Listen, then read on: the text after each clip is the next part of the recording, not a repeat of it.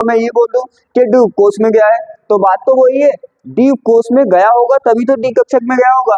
Hello my dear student, आज हम start कर रहे हैं केमिस्ट्री का chapter D and F block. क्या है कि चैप्टर ज़्यादा हार्ड तो नहीं है, सिंपल है, बस कुछ कॉन्सेप्ट हैं इसके जो क्या है आपके फर्स्ट ईयर से रिलेटिव है, 11 से रिलेटिव है, आपने वहाँ पे किया होगा, तो इसमें भी कोई दिक्कत नहीं आएगी। फिर भी क्या करेंगे, हम उन कॉन्सेप्ट को रिवाइज करते हुए इस चैप्टर को करेंगे। तो क्या है, हार्ड तो है नहीं ज़्यादा, बस आप क्या करें, जो फर्स्ट ईयर वाले टॉपिक हैं उनको रिवाइज भी करेंगे, उसके साथ आप कनेक्ट करके उसको पढ़ेंगे तो समझ आएगा। इतना ज़्यादा हार्ड या इतना ज़्यादा कॉन्सेप्ट इस चैप्टर में नहीं है। हम आज क्या करेंगे, इसे कंप्लीट कर देंगे पूरे चैप्टर को। तो क्या, अब हम स्टार्ट करते हैं। सबसे पहले क्या होगा, सबसे पहले हम देखेंगे इसका इंट्रो, या इसमें हम क्या क्या देखने वाले। तो सबसे पहले क्या होगा, सबसे पहले देखेंगे हम इसका परिचय, मतलब इंट्रोडक्शन देखेंगे। इंट्रोडक्शन का मीन्स होगा कि इसमें क्या क्या डी ब्लॉक के तत्व क्यों कह रहे हैं, क्यों बोलते हैं इनको, या एफ ब्लॉक के तत्व क्यों बोलते हैं, क्या रीजन है, नॉर्मली हम क्या करेंगे उस पर बात करेंगे, इसका इंट्रो लेंगे। फिर उसके बाद इलेक्ट्रॉनिक विन्यास, इलेक्ट्रॉनिक कॉन्फ़िगरेशन किस तरह से निकालते हैं, कैसा होता है, उस पर बात करेंगे। फिर उसके बाद देखेंगे संक्रमण तत्वों के सामान्य गुणधर्म, मीन्स जनरल प्रॉपर्टीज और ट्रांजिशन एलिमेंट्स देखेंगे हम। सामान्य गुणधर्म का मीन्स नॉर्मल प्रॉपर्टीज देखेंगे, जो जनरली प्रॉपर्टीज होती है। आप ये भी बोल सकते हो कि संक्रमण तत्वों के गुणधर्म देखेंगे, या आप ये भी बोल सकते हो कि हम डी ब्लॉक के तत्वों के गुणधर्म देखेंगे, क्योंकि हम पढ़ने तो डी ब्लॉक वाले, लेकिन क्या है, 2-3 को छोड़कर बाकी सब क्या होते हैं, संक्रमण तत्व होते हैं। वो कैसे होते हैं कैसे नहीं होते वो हम बाद में डिसाइड करेंगे। लेकिन क्या है, आप दोनों में से कुछ भी बोल सकते हो। मोस्टली तो क्या है, संक्रमण तत्व है, इसलिए हमने लिख दिया संक्रमण तत्वों को गुणधर्म देखने वाले। लेकिन ओवरऑल रियल में हम क्या देखने वाले हैं, डी ब्लॉक के तत्वों के गुणधर्म यहाँ पे देखने वाले। फिर उसके बाद क्या है, संक्रमण तत्वों के गुणधर्म हो गए, ठीक है, सामान्य गुणधर्म हो गए। फिर देखने संक्रमण तत्वों के गुणधर्म, प्रॉपर्टीज ऑफ ट्रांजिशन एलिमेंट्स देखने। उसके बाद क्या करेंगे, हम उसके कुछ यौगिक देखेंगे जो उसके यौगिक होते हैं। अब हम स्टार्ट करते हैं इसके जनरल से, कि डी ब्लॉक के या एफ ब्लॉक के जो एलिमेंट्स होते हैं, तत्व होते हैं, वो क्यों बोलते हैं इनको एफ ब्लॉक का या डी ब्लॉक का क्यों बोलते हैं। तो क्या था, आपने 11th में क्या होगा, आपने 11th में पढ़ा होगा कि इलेक्ट्रॉनिक विन्यास जब आप निकालते थे तो उसका लास्ट इलेक्ट्रॉन जो भरता था, जो लास्ट इलेक्ट्रॉन जाता था, तो उसी ब्लॉक का आप एलिमेंट उसको बोलते थे। जैसे आप इलेक्ट्रॉन फिल कर रहे हैं, आप बाउ के नियम से या बेरी बेरी के नियम से आप इलेक्ट्रॉन जो फिल करते हैं, इलेक्ट्रॉनिक विन्यास बनाते हैं उसका, तो लास्ट इलेक्ट्रॉन जहाँ पे जाता है, जोन से भी उपकोष में जाता है, मीन्स सब सेल में जाता है, तो उसी उसी ब्लॉक का वो एलिमेंट कहलाता है। जैसे लास्ट इलेक्ट्रॉन एस में गया तो एस का, पी में गया तो पी ब्लॉक का, डी में गया डी ब्लॉक का, और एफ में गया एफ ब्लॉक का। आप मोस्टली ध्यान रखना कि आप ये भी बोल सकते हैं कि अंतिम इलेक्ट्रॉन, लास्ट इलेक्ट्रॉन जो है क्या एस उपकोष में गया है, या आप ये भी बोल सकते हैं कि अंतिम इलेक्ट्रॉन जो गया है वो एस उपकोष में गया है या एस कक्षक में गया है। वो क्यों बोल सकते हैं ऐसा, वो मैं बताऊंगा।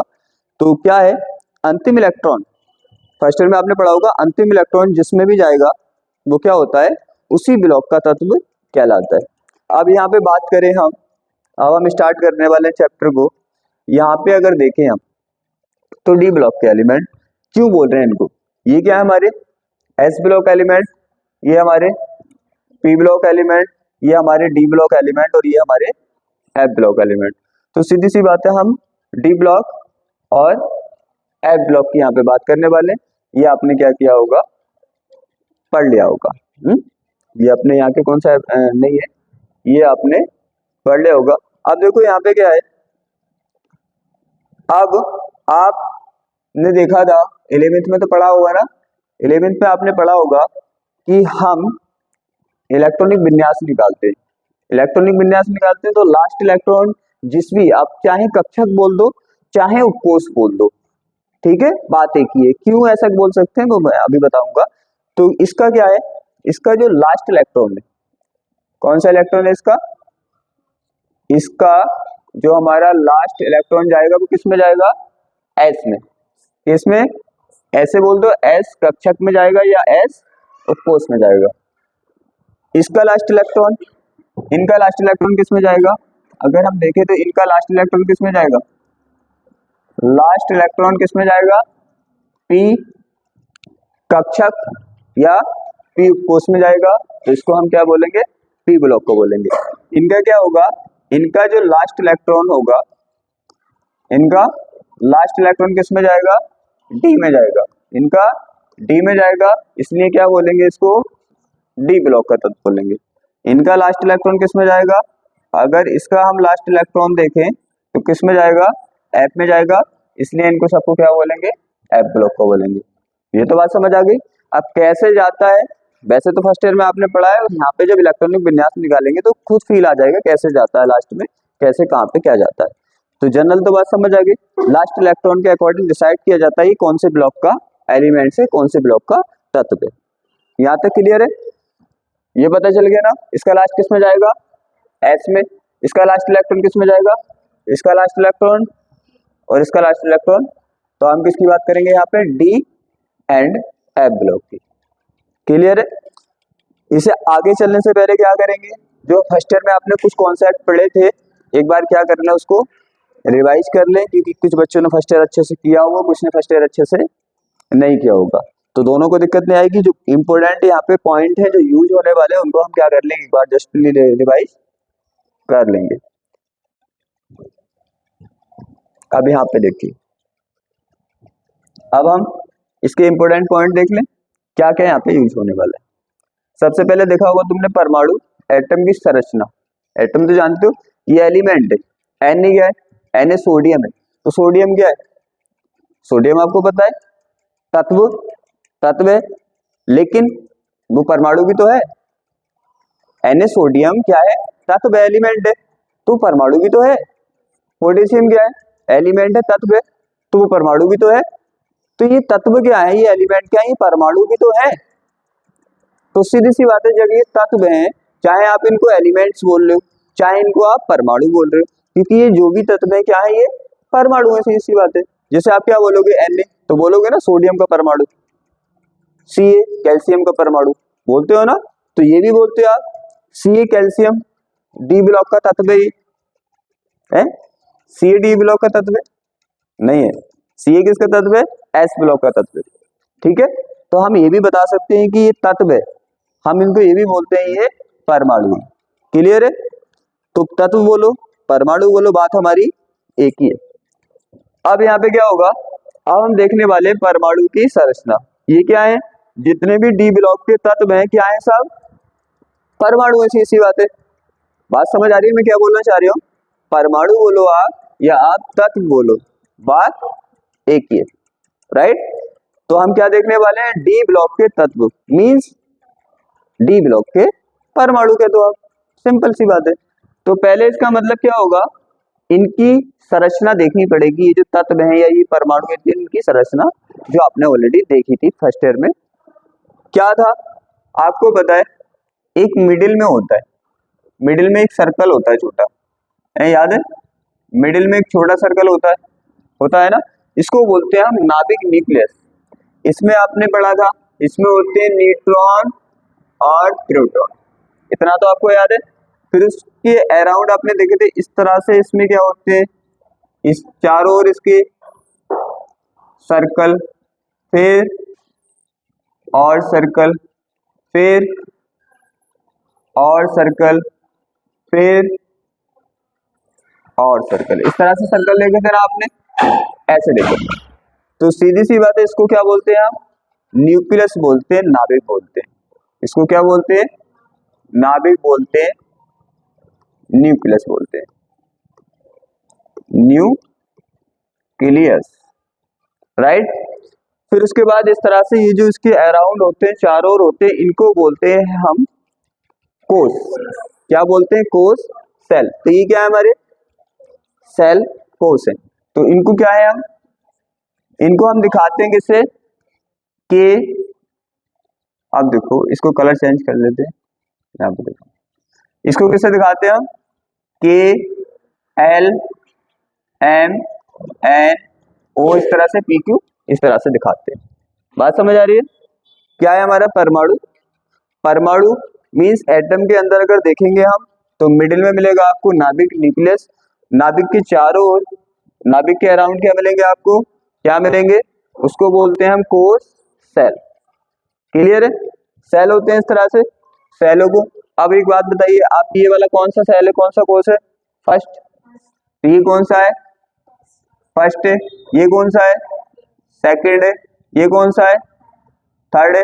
ये कौन सा है? फोर्थ। ये कौन सा है? फाइव। तो इस तरह से चलता रहेगा। क्लियर? समझ आ रही है? अब देखो क्या हम देख क्या रहे, हमने देखा यहाँ पे परमाणु। क्या देखा? परमाणु देखा मीन्स एटम देखा। देखा फिर इसके अंदर क्या देखा आपने? इसके अंदर क्या देखा आपने? देखिए इसके अंदर कोश। क्या देखिए इसके अंदर? कोश मीन्स इसके अंदर देखिए आपने सेल। यहां तक क्लियर है? क्लियर है? न्यूक्लियस तो होता ही होता है, ये तो नॉर्मल सी बात है। अब क्या होता है, ये जो हमारे कोश होते हैं इनके अंदर होते हैं उपकोश। क्या होते हैं? उपकोश। अब यहाँ पे क्या होगा, इसके अंदर क्या होते हैं? उपकोश। उपकोश। उपकोश को बोलते हैं हम सब सेल। क्या बोलते हैं? सब सेल। सब सेल। अब बात आती है कि सब सेल होते कैसे हैं, कितने टाइप के सब सेल होते हैं और कैसे कैसे दिखते हैं वो। तो सीधी सी बात है, जो कोश होते हैं वो होते हैं हमारे पास चार टाइप के। एक होते हैं एस, एक होते हैं पी, एक होते हैं डी और एक होते हैं एफ। यहां तक किसी को कोई प्रॉब्लम? कौन सा? पी। अच्छा, डबल पी बन गई, कोई नहीं, डबल पी सिंगल कर दो। यहाँ पे क्या हो गया? डी और एफ। यहाँ तक क्लियर है? तो क्या होता है, इन कोषों के अंदर क्या होते हैं? कोष के अंदर उपकोष होते हैं, सीधी सी बात है, उपकोष होते हैं। अब यहाँ पे उपकोष हो गए। अब इन उपकोषों का स्ट्रक्चर होता कितना है और ये कितने कितने कोष में कितने कितने उपकोष होते हैं। तो इसमें क्या होता है, इसमें होता है एक उपकोष के अंदर होते हैं ऑर्बिटल कक्षक। क्या होते हैं? ये क्या है?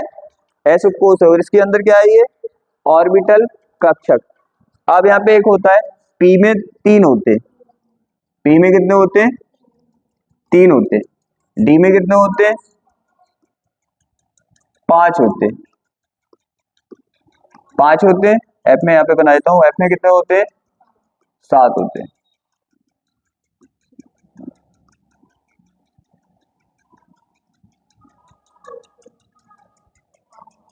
सात हो गए? सात है ना? सात ही है। अब देखो क्या होगा, अब ये बात समझ में आई।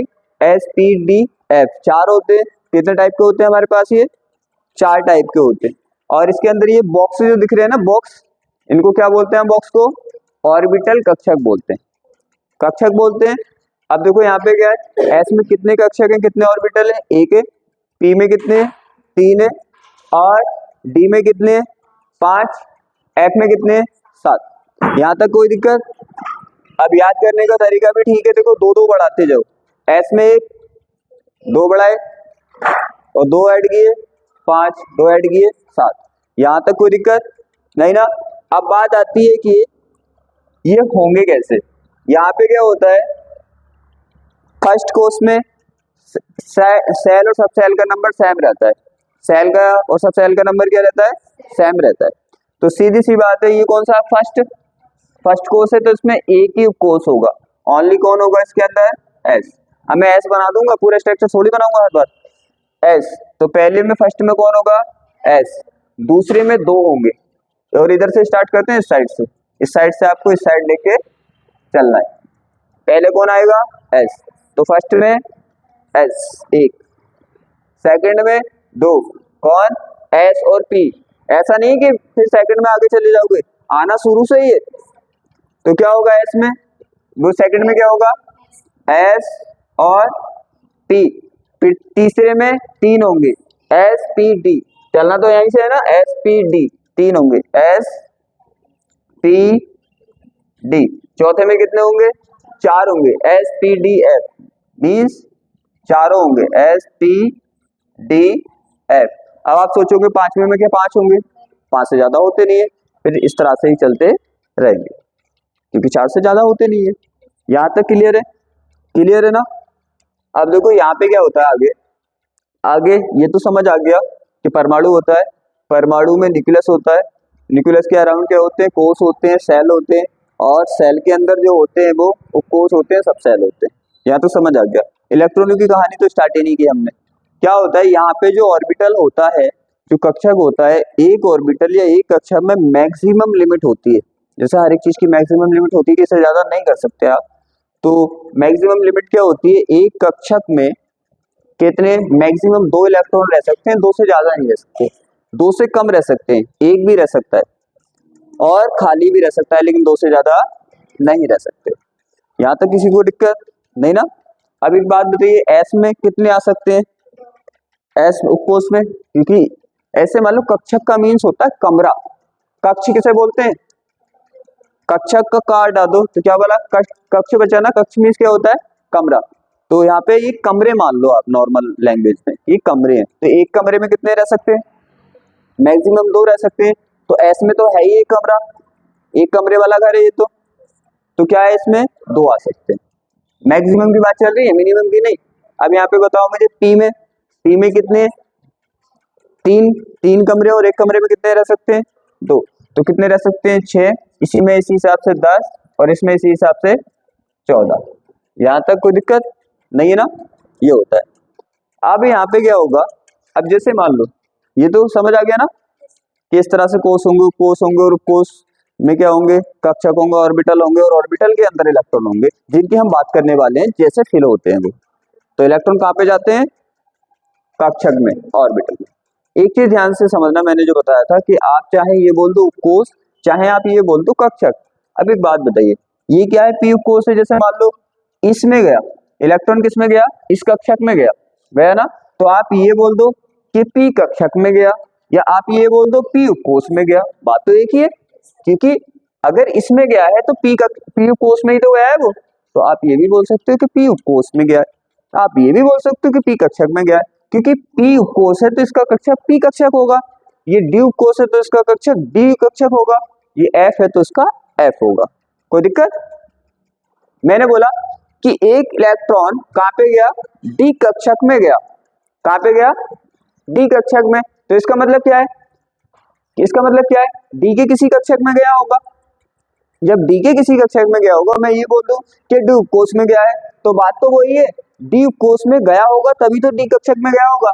जैसे मान लो किसी घर में एंट्री की होगी तो तभी तो कमरे में गया होगा, सिंपल सी बात है। तो आप दोनों में से कोई भी बात बोल सकते हो, चाहे आप कक्षक का यूज कर सकते हो और उपकोष का यूज कर सकते हो।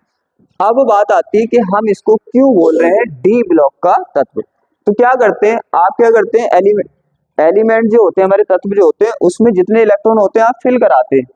क्या कराते हैं, फिल कराते हैं। और किस तरह से भरना स्टार्ट होता है अभी हम देखने वाले इलेक्ट्रॉन विन्यास। तो हम क्या होता है, इस साइड से फिल कराते हैं। तो जब लास्ट इलेक्ट्रॉन, जैसे मान लो आप पे अगर 1 करोड़ रुपए भी हैं और आप 1-1 रुपया करके बांट रहे हो, तो लास्ट में तो आपके पास एक ही बचेगा ना। तो आप एक किसे देते हो, लास्ट वाला वो डिसाइड करता है। चाहे इसके पास कितने भी इलेक्ट्रॉन है, चाहे कितने भी इलेक्ट्रॉन है किसी एलिमेंट के पास, क्या करेगा वो, देगा तो एक एक करके। अब लास्ट इलेक्ट्रॉन कहाँ पे भरा जाएगा, किस उपकोष में जाता है, किस कक्षक में जाता है, वो ही डिसाइड करेगा कि ये किस ब्लॉक का एलिमेंट्स है। यहाँ तक कोई दिक्कत नहीं ना?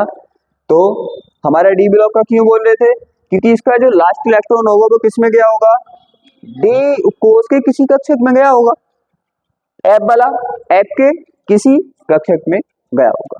कोई दिक्कत? यहाँ तक समझ आ रहा है ना? आप देखो, अब ये वाली पूरी सीरीज समझ आ गई, समझ आ गई।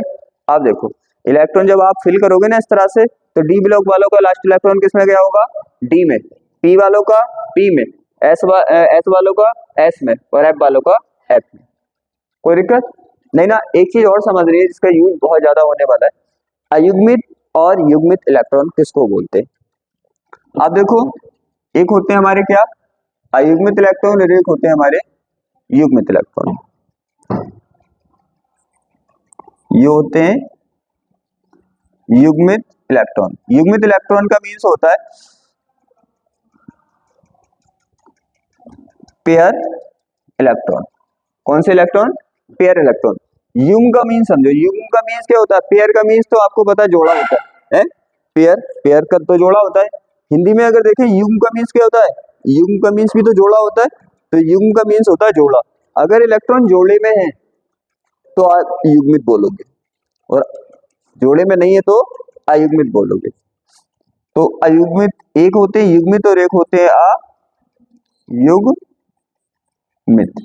अयुग्मित इलेक्ट्रॉन मीन्स अनपेयर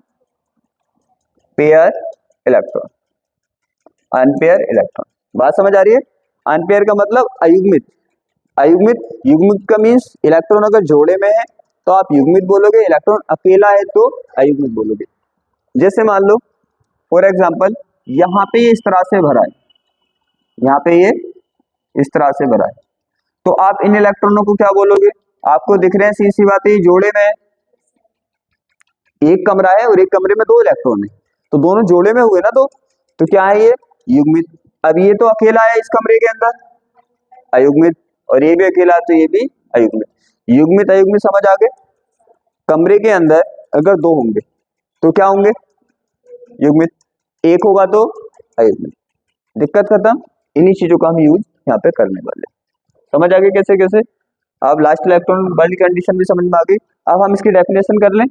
आप देखो, ये तो समझ आ गया कहाँ जाता है। आप देखो यहाँ पे, अब तो समझ आ जाएगा ना किस में जाएगा? एस में, डी में, पी में, एफ में तो इलेक्ट्रॉन होगा। अब हम इसकी अगर डेफिनेशन देखें तो डी ब्लॉक के तत्व क्या है, तो सीधी सी बात है, अब तो समझ आ गया लास्ट इलेक्ट्रॉन किस में जाएगा? डी में जाएगा। कक्षक बोल दो या कोष बोल दो, वो तो कहानी खत्म हो गई ना, दिमाग में आ गया, कक्षक बोल दो, कोष बोल दो। अब किस में एंटर करेगा? जब इलेक्ट्रॉनिक विन्यास करेंगे तो फील आ जाएगा, हाँ कर ही रहा है ये, अभी तो आप सुन रहे हो। तो यहाँ पे क्या होता है? वह तत्व जिनके अंतिम इलेक्ट्रॉन डी कक्षक में प्रवेश करते हैं, डी कक्षक का यूज कर सकते हो, और आप क्या बोल सकते हो? डी उपकोष में यूज करते हैं, क्योंकि भाई डी उपकोष में जाएगा तभी तो उसके कक्षक में जाएगा, तो दोनों में से कोई भी यूज कर सकते हो। तो डी ब्लॉक के तत्व कहलाते हैं। The element in which the last electron entered the d orbital are called d block element. ठीक है, ये तो डेफिनेशन समझ आ गई। अब आगे क्या होगा? इन्हें 4 श्रेणियों में बांटा गया। कितनी सीरीज में बांटा गया है? 4 सीरीज में बांटा गया। अब ये समझो 3D क्यों बोल रहा है, 4D क्यों बोल रहा है, 5D क्यों बोल रहा है, ये समझो। यहाँ पे क्या होगा? इनका अगर जनरल कॉन्फ़िगरेशन देखें, जनरल कॉन्फ़िगरेशन का मीन्स इनका इलेक्ट्रॉनिक विन्यास अगर देखें लास्ट संयोजी कोष का, तो इनका होता है NS, ये होता है 1 2 2 एंड यहाँ पे होता है N-1D, और यहाँ पे होता है 1 2 10। इसका मीन्स क्या होगा? देखो, इसका मीन्स होगा कि S अगर चौथे कोष का है, S कौन से कोष का है, तो D कौन से कोष का होगा? एक कम का होगा। नहीं बात समझ आई? अगर n मान लो हम n का मान 4 रख रहे हैं, इसका मतलब n का मान 4 रख रहे हैं, आप n का मान 4 रखोगे तो यहाँ पे तो 4 आ जाएगा, और ये सेम रहेगा ऊपर वाला। और यहाँ पे जब 4 रखोगे तो 4 में से एक जाएगा तो कितना बचेगा? 3 बचेगा। तो यहाँ पे क्या है? देखो, ये सेम रहेगा ऊपर वाला। तो इसका मीन्स क्या होगा? S का नंबर 1 ज्यादा रहेगा और D का नंबर 1 कम रहेगा। इसका मतलब ये है, बाकी कोई ज्यादा इसका मतलब है नहीं। तो है ना, ही क्या ज्यादा S का देखो, और D का कम रहेगा। इसका मतलब जो इसका संयोजी कोष होता है, वैलेंस सेल होता है लास्ट वाला, जिससे ये वो बनाता है, बॉन्ड बनाता है, तो उसका जो हमारा इलेक्ट्रॉनिक विन्यास होता है इस तरह का होता है। राइट, ये समझ आ गया। अब इसका लास्ट इलेक्ट्रॉन, अब इसको 3D क्यों बोला, हम समझने वाले हैं कि 3D 4D 5D 6D बोल क्यों रहा है। तो ये तो क्लियर है भाई, डी ब्लॉक का एलिमेंट है तो डी में जाता होगा लास्ट इलेक्ट्रॉन। यहाँ पे अगर लास्ट इलेक्ट्रॉन 3D में गया, कौन से में गया? 3D में, तो 3D सीरीज बन जाएगी, श्रेणी बन जाएगी। लास्ट इलेक्ट्रॉन 4D में गया तो 4D सीरीज बन जाएगी, और 5D में गया 5D सीरीज बन जाएगी, 6D में गया 6D सीरीज बन जाएगी। इसके अकॉर्डिंग इसके नाम दी गई। जैसे देखें आप प्रैक्टिकली देखें, ये तो बात समझ आ गई ना, 3D 4D 6D क्यों बोलते हैं। अब ये चीज समझ आ रही है कि ये 2 3 4 क्यों लगे, ये चीज समझ आ रही है 3 4 क्यों लगे। 3 4 का मतलब होता है, ये बताता है कि कौन से का है, जैसे कौन से कोष का है। जैसे देखो अब यहाँ पे भी P है और यहाँ पे भी P है, यहाँ पे भी P है, तो अगर P लिखोगे तो आपको पता कैसे चलेगा कि P तो है लेकिन कौन से कोष का है ये, तो ये कौन से कोष का है, दूसरे का, तो यहाँ पे कितना नंबर देना पड़ेगा इसको, हाँ यहाँ पे कितना नंबर देंगे आप 2, ये कौन से का, तीसरे का, तो यहाँ पे क्या देंगे 3, ये कौन से का, चौथे का तो 4। तो आगे जो नंबर लिखे होते हैं वो बताते हैं कि कौन से कोष का है। P तो है, आपको पता है P तो यहाँ पे भी है, यहाँ पे भी, यहाँ पे भी है, लेकिन आपको पता कैसे चलेगा कौन से कोष का है, तो आगे जो नंबर लिखा होता है वो ये बताता है कौन से कोष का है। यहाँ तक किसी को दिक्कत नहीं ना, ये तो समझ आ गया। अब देखो 3D क्यों बोला था, अब यहाँ पे देखो 3D इससे समझ ले, देखो और अच्छा समझ आएगा। यहाँ पे 4P हो गया, यहाँ पे D कौन सा होगा 3D, यहाँ पे 4D, आगे बनाएंगे तो यहाँ पे कौन सा आएगा 5D, और आगे बनाएंगे एक तो यहाँ पे कौन सा आएगा 6D। समझ आ गया ना। अब देखो 3D क्यों बोल रहे हैं, 3D इसलिए बोल रहे हैं क्योंकि लास्ट इलेक्ट्रॉन इस 3D में जा रही है। 4D क्यों बोल रहे हैं, क्योंकि लास्ट इलेक्ट्रॉन 4D में जाएगा। 5D क्यों बोलेंगे, क्योंकि लास्ट इलेक्ट्रॉन 5D में, 6D इसलिए बोलेंगे लास्ट इलेक्ट्रॉन। भाई ये तो कंफर्म है, बिल्कुल कंफर्म है कि D ब्लॉक का तत्व है तो D में ही जाएगा लास्ट इलेक्ट्रॉन, लेकिन कौन सी D में जाएगा उसके हिसाब से हमने सीरीज बना दी। 3D में गया तो 3D, 4D में गया तो 4D, 5D में गया तो 5D और 6D में गया तो 6D। यहाँ तक किसी को दिक्कत। आप देखो अब इसको प्रैक्टिकली देख लो। आप यहाँ पे देखो ये दिख रहे हैं, ये आपको कितनी सीरीज दिख रही है, 4 सीरीज दिख रही है। इसको इसका इलेक्ट्रॉन लास्ट किस में जाता है 3D में, कौन से में जाता है, बिल्कुल आराम से समझो, इतना इजी चैप्टर है, बहुत ज्यादा है। 3D में जाता है तो 3D सीरीज हो गई, इसका 4D में जाता है लास्ट इलेक्ट्रॉन 4D सीरीज हो गई, यहाँ पे 5D में जाता है तो 5D और 6D में जाता है तो कितनी सीरीज है 4 दिख रही है ना, 4 सीरीज है, 4 सीरीज है ना, राइट। अब आगे चले तो क्या हुआ, देखो ये डी ब्लॉक के एलिमेंट है, हमने डेफिनेशन दे दी कि इनका लास्ट इलेक्ट्रॉन किस में जाता है, डी में जाता है, इसलिए डी ब्लॉक के तत्व कहते हैं। फिर हमने बता दिया कि कितनी सीरीज है, इनकी 4 श्रेणियां हैं, 4 सीरीज है, 3D 4D 5D 6D। यहाँ तक क्लियर है, आंखों से भी दिख रहा है और हमने सीखा भी है। आगे देखो, आगे देखो, ये वाली बात क्लियर हो गई, समझ आ गई ना, सीरीजों की क्यों कैसे कैसे बोल रहे हैं, क्या बोल रहे हैं, ये हो गया। आगे देखना है हमें इसको, अब सीरीज का एक टेबल भी लगा हुआ है यहाँ पे, दिख रहा है ना, यहाँ पे देखो, यहाँ पे देखो 3D वन है ना, देखो जा रहे हैं ना सबके 3D में, इसके जा रहे हैं ना सबके 3D में, तो 3D सीरीज इसलिए है, इसके जा रहे हैं ना देखो 4D में सबके 4D इसलिए, 5D में जा रहे हैं 5D इसलिए, 6D में जा रहे हैं 6D इसलिए। क्लियर कॉन्सेप्ट हो गया होगा। आगे चले, अब देखो अब आता है संक्रमण तत्व। अब क्या आता है, अब आता है एक टॉपिक हमने सीखा है, नेक्स्ट टॉपिक आता है कि संक्रमण तत्व क्या होते हैं, संक्रमण तत्व क्या होते हैं, समझ नहीं आ रहे, ट्रांजिशन एलिमेंट्स क्या होते हैं। अब देखो क्या होता है, नॉर्मली अगर हम देखें तो संक्रमण तत्वों को पहले तो हम डी ब्लॉक को देखते हैं, डी ब्लॉक क्या होता है हमें पता चल गया, जिसका लास्ट इलेक्ट्रॉन डी कोष में जाता है, या हम बोल सकते हैं कि डी कक्षक में जाता है, तो डी ब्लॉक का तत्व होता है। पहली बात क्लियर है। अब आता है कि संक्रमण कहां से आ गए, संक्रमण तत्व क्या होते हैं, तो सीधी सी बात है, जिनके डी इसमें जिनके डी कोष में अयुग्मित इलेक्ट्रॉन होते हैं, या फिर हम ये बोल सकते हैं कि डी कक्षक में, अब ये तो क्लियर है ना, कोष बोल दो कक्षक बोल दो कोई दिक्कत वाली बात, या तो आप ये बोल दो कि डी कोष में अयुग्मित इलेक्ट्रॉन होते हैं, या आप ये बोल दो कि डी कक्षक में अयुग्मित इलेक्ट्रॉन होते हैं, वो डी ब्लॉक का एलिमेंट्स कहलाता है, डी ब्लॉक का नहीं, संक्रमण तत्व कहलाता है। जैसे जैसे ये तो बात समझ आ गई संक्रमण तत्व किसे कहते हैं, लेकिन हमें निकालने के ये तो है बिल्कुल सिंपल मेथड। अगर थोड़ा अच्छे लेवल से इसे देखें तो एक डेफिनेशन और ऐड हो जाती है इसकी नॉर्मल ऑक्सीकरण अवस्था में। ऑक्सीकरण अवस्था जानते हो, क्योंकि ये मेटल है, धातु है, तो धातु क्या करती है, इलेक्ट्रॉन देती है। इलेक्ट्रॉन देती है जब बॉन्ड बनता है, सी बात है, ये तो केमिकल बॉन्डिंग ना आपने देखा होगा, जब बॉन्ड बनता है तो जो मेटल होती है इलेक्ट्रॉन देती है, तो जितने इलेक्ट्रॉन देंगी वो इतना चार्ज आएगा उन पर, नॉर्मल समझ लो बिल्कुल।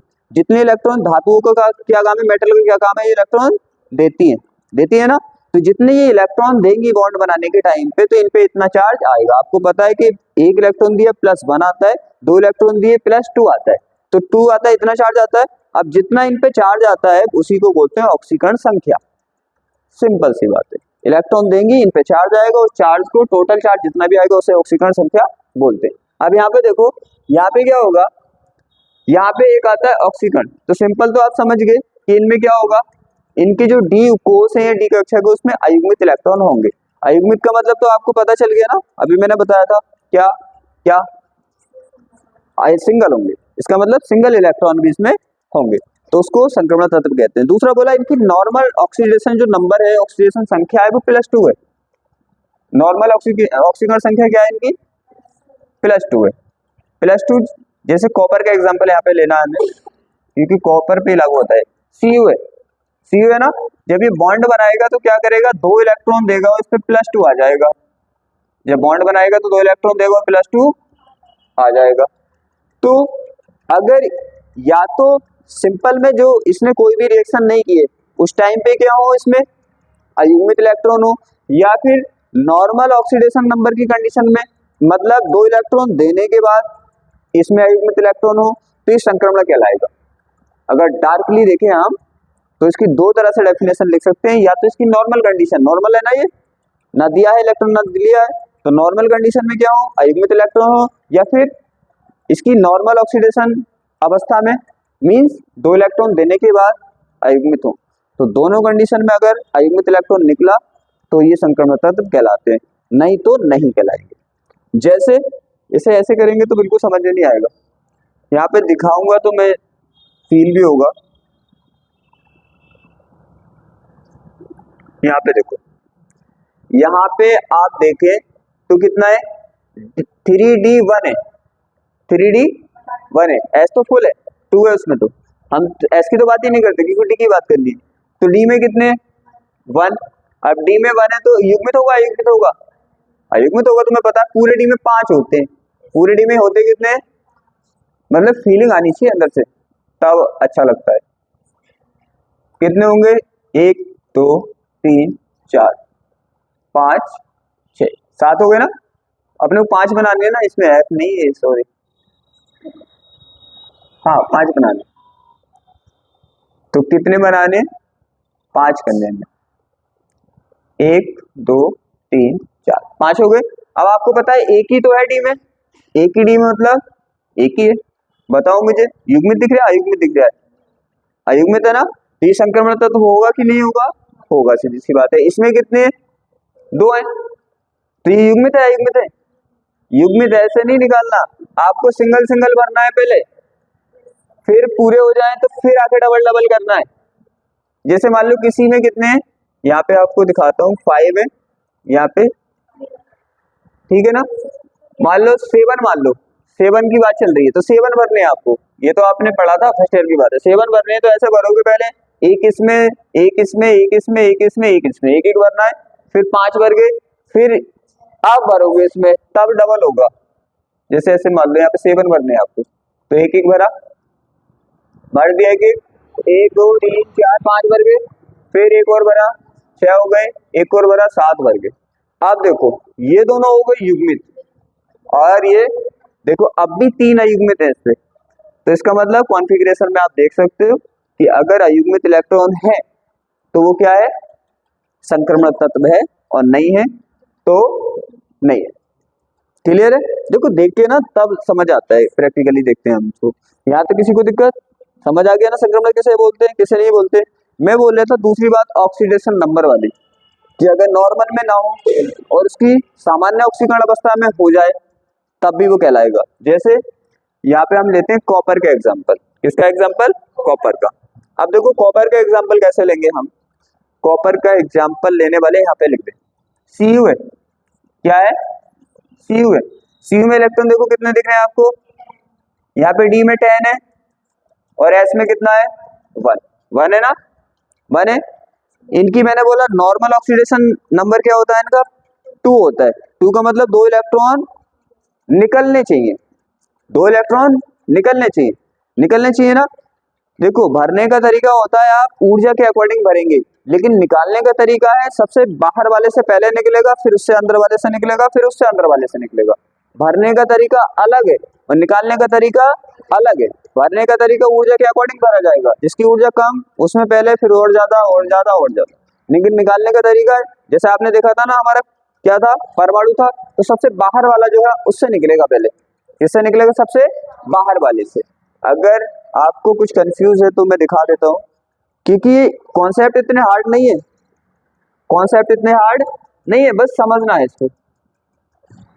जब आप निकालोगे तो ये 4s का है, कौन से का है? 4s का है, और 3d है। तो आप कहां से निकालोगे? पहले इधर से बाहर से निकालना स्टार्ट करोगे, फिर अंदर को जाओगे, लेकिन भरोगे ऊर्जा के अकॉर्डिंग। तो पहले किस में से जाएगा? 4s से, फिर जाएगा 3d से। तो सबसे बाहर वाले से निकालोगे, फिर उसके अंदर। लेकिन भरते देखो उल्टा कर रहे हैं ना, बाहर इस साइड से रहे, निकाल इस साइड से रहे, सिंपल सी बात है। तो यहाँ तक किसी को दिक्कत, कोई डाउट?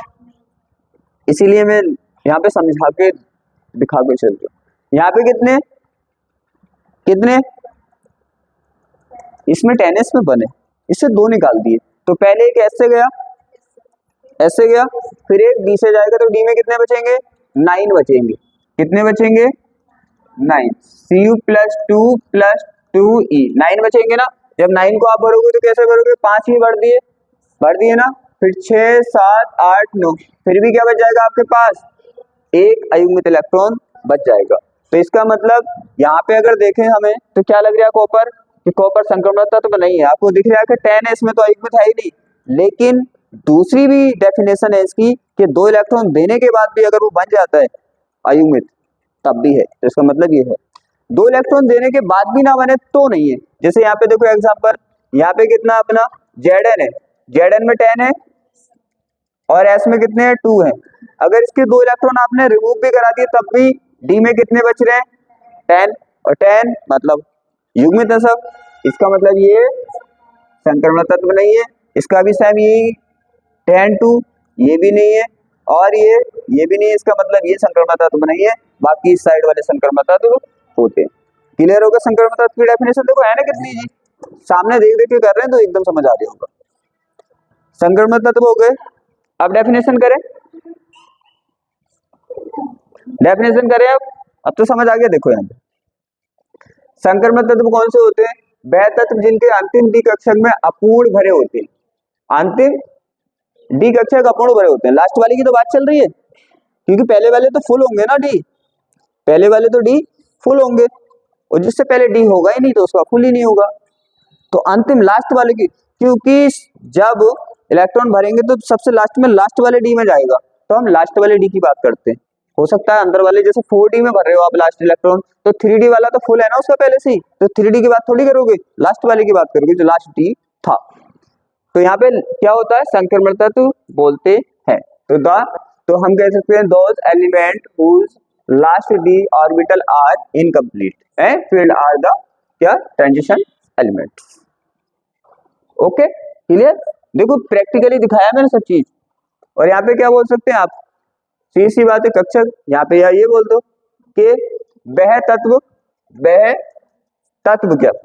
जिनके अंतिम डी कक्षक में अयुग्मित इलेक्ट्रॉन पाए जाते हैं क्या होते हैं? संक्रमण तत्व कहलाते हैं। ये दोनों चीजें आपने प्रैक्टिकली देखी है। Those element which have unpaired electron in their last orbital are called transition element. Transition element, ठीक है ना? क्लियर है? अगले टॉपिक पे चलें। देखो बिल्कुल एक एक टॉपिक समझ के करेंगे, जो दिक्कत ही नहीं आए। आगे देखो, अब करना हमें इनका इलेक्ट्रॉनिक विन्यास, कॉन्फ़िगरेशन। अब ये तो सीख लिया, हाँ लास्ट में डी में जाते हैं। अब पता चलेगा डी में जाते कैसे, अब यहाँ पे देखो ये सिंपल सा करना है आपको, वैसे आपने किया है ये अबाउ का नियम और वेरी वेरी का नियम, ये पाउली का नियम, ये सब काय में पढ़ते हैं, फर्स्ट ईयर में पढ़ते हैं, लेकिन उनका यहाँ पे क्या है रोल है, तो हम क्या कर लेंगे एक बार उसको कर लेंगे, क्योंकि उसी के रूल से तो भरेंगे यहाँ पे भी। आप डी ब्लॉक में भरे, एफ ब्लॉक में भरे, पी ब्लॉक में भरे, एस ब्लॉक में भरेंगे तो उसी रूल से ना, तो सीधी सी बात है उस रूल को यहाँ पे साइड में लिख के भरेंगे तो और अच्छा समझ आएगा। तो हमारा अबाउ का रूल क्या बोलता है, देखो पहले क्या आएगा अपना 1s आएगा ना, फिर 2s, फिर 3s, फिर 4s, फिर 5s, फिर 6s, फिर 7s, ऐसे ही चलता रहेगा। अब मुझे ये बताओ एस तो कहां से स्टार्ट हुआ था, फर्स्ट से स्टार्ट हुआ था, क्या पी फर्स्ट कोर्स से स्टार्ट हुआ था, नहीं ना, अभी देखा आपने सेकंड से स्टार्ट हुआ था, सेकंड से। एक बार दिखा देता हूं सब कुछ,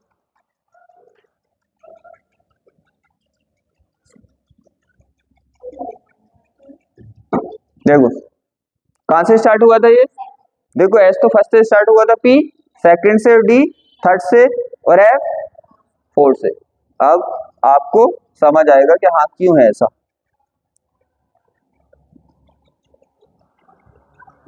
देखो पी कहां से स्टार्ट हुआ था हमारा, सेकंड से, तो पी स्टार्ट होगा सेकंड से, तो क्या होगा 2p और 3p और 4p 5p 5p 6p और 7p, आगे ऐसे चलता रहेगा। डी कहां से स्टार्ट हुआ था, अब बताने की जरूरत नहीं है, अभी दिखाया मैंने आपको। कहां से, थर्ड से ना, तो यहाँ पे क्या होगा 3d, फिर 4d, फिर 5d, फिर 6d, फिर 7d। कोई दिक्कत?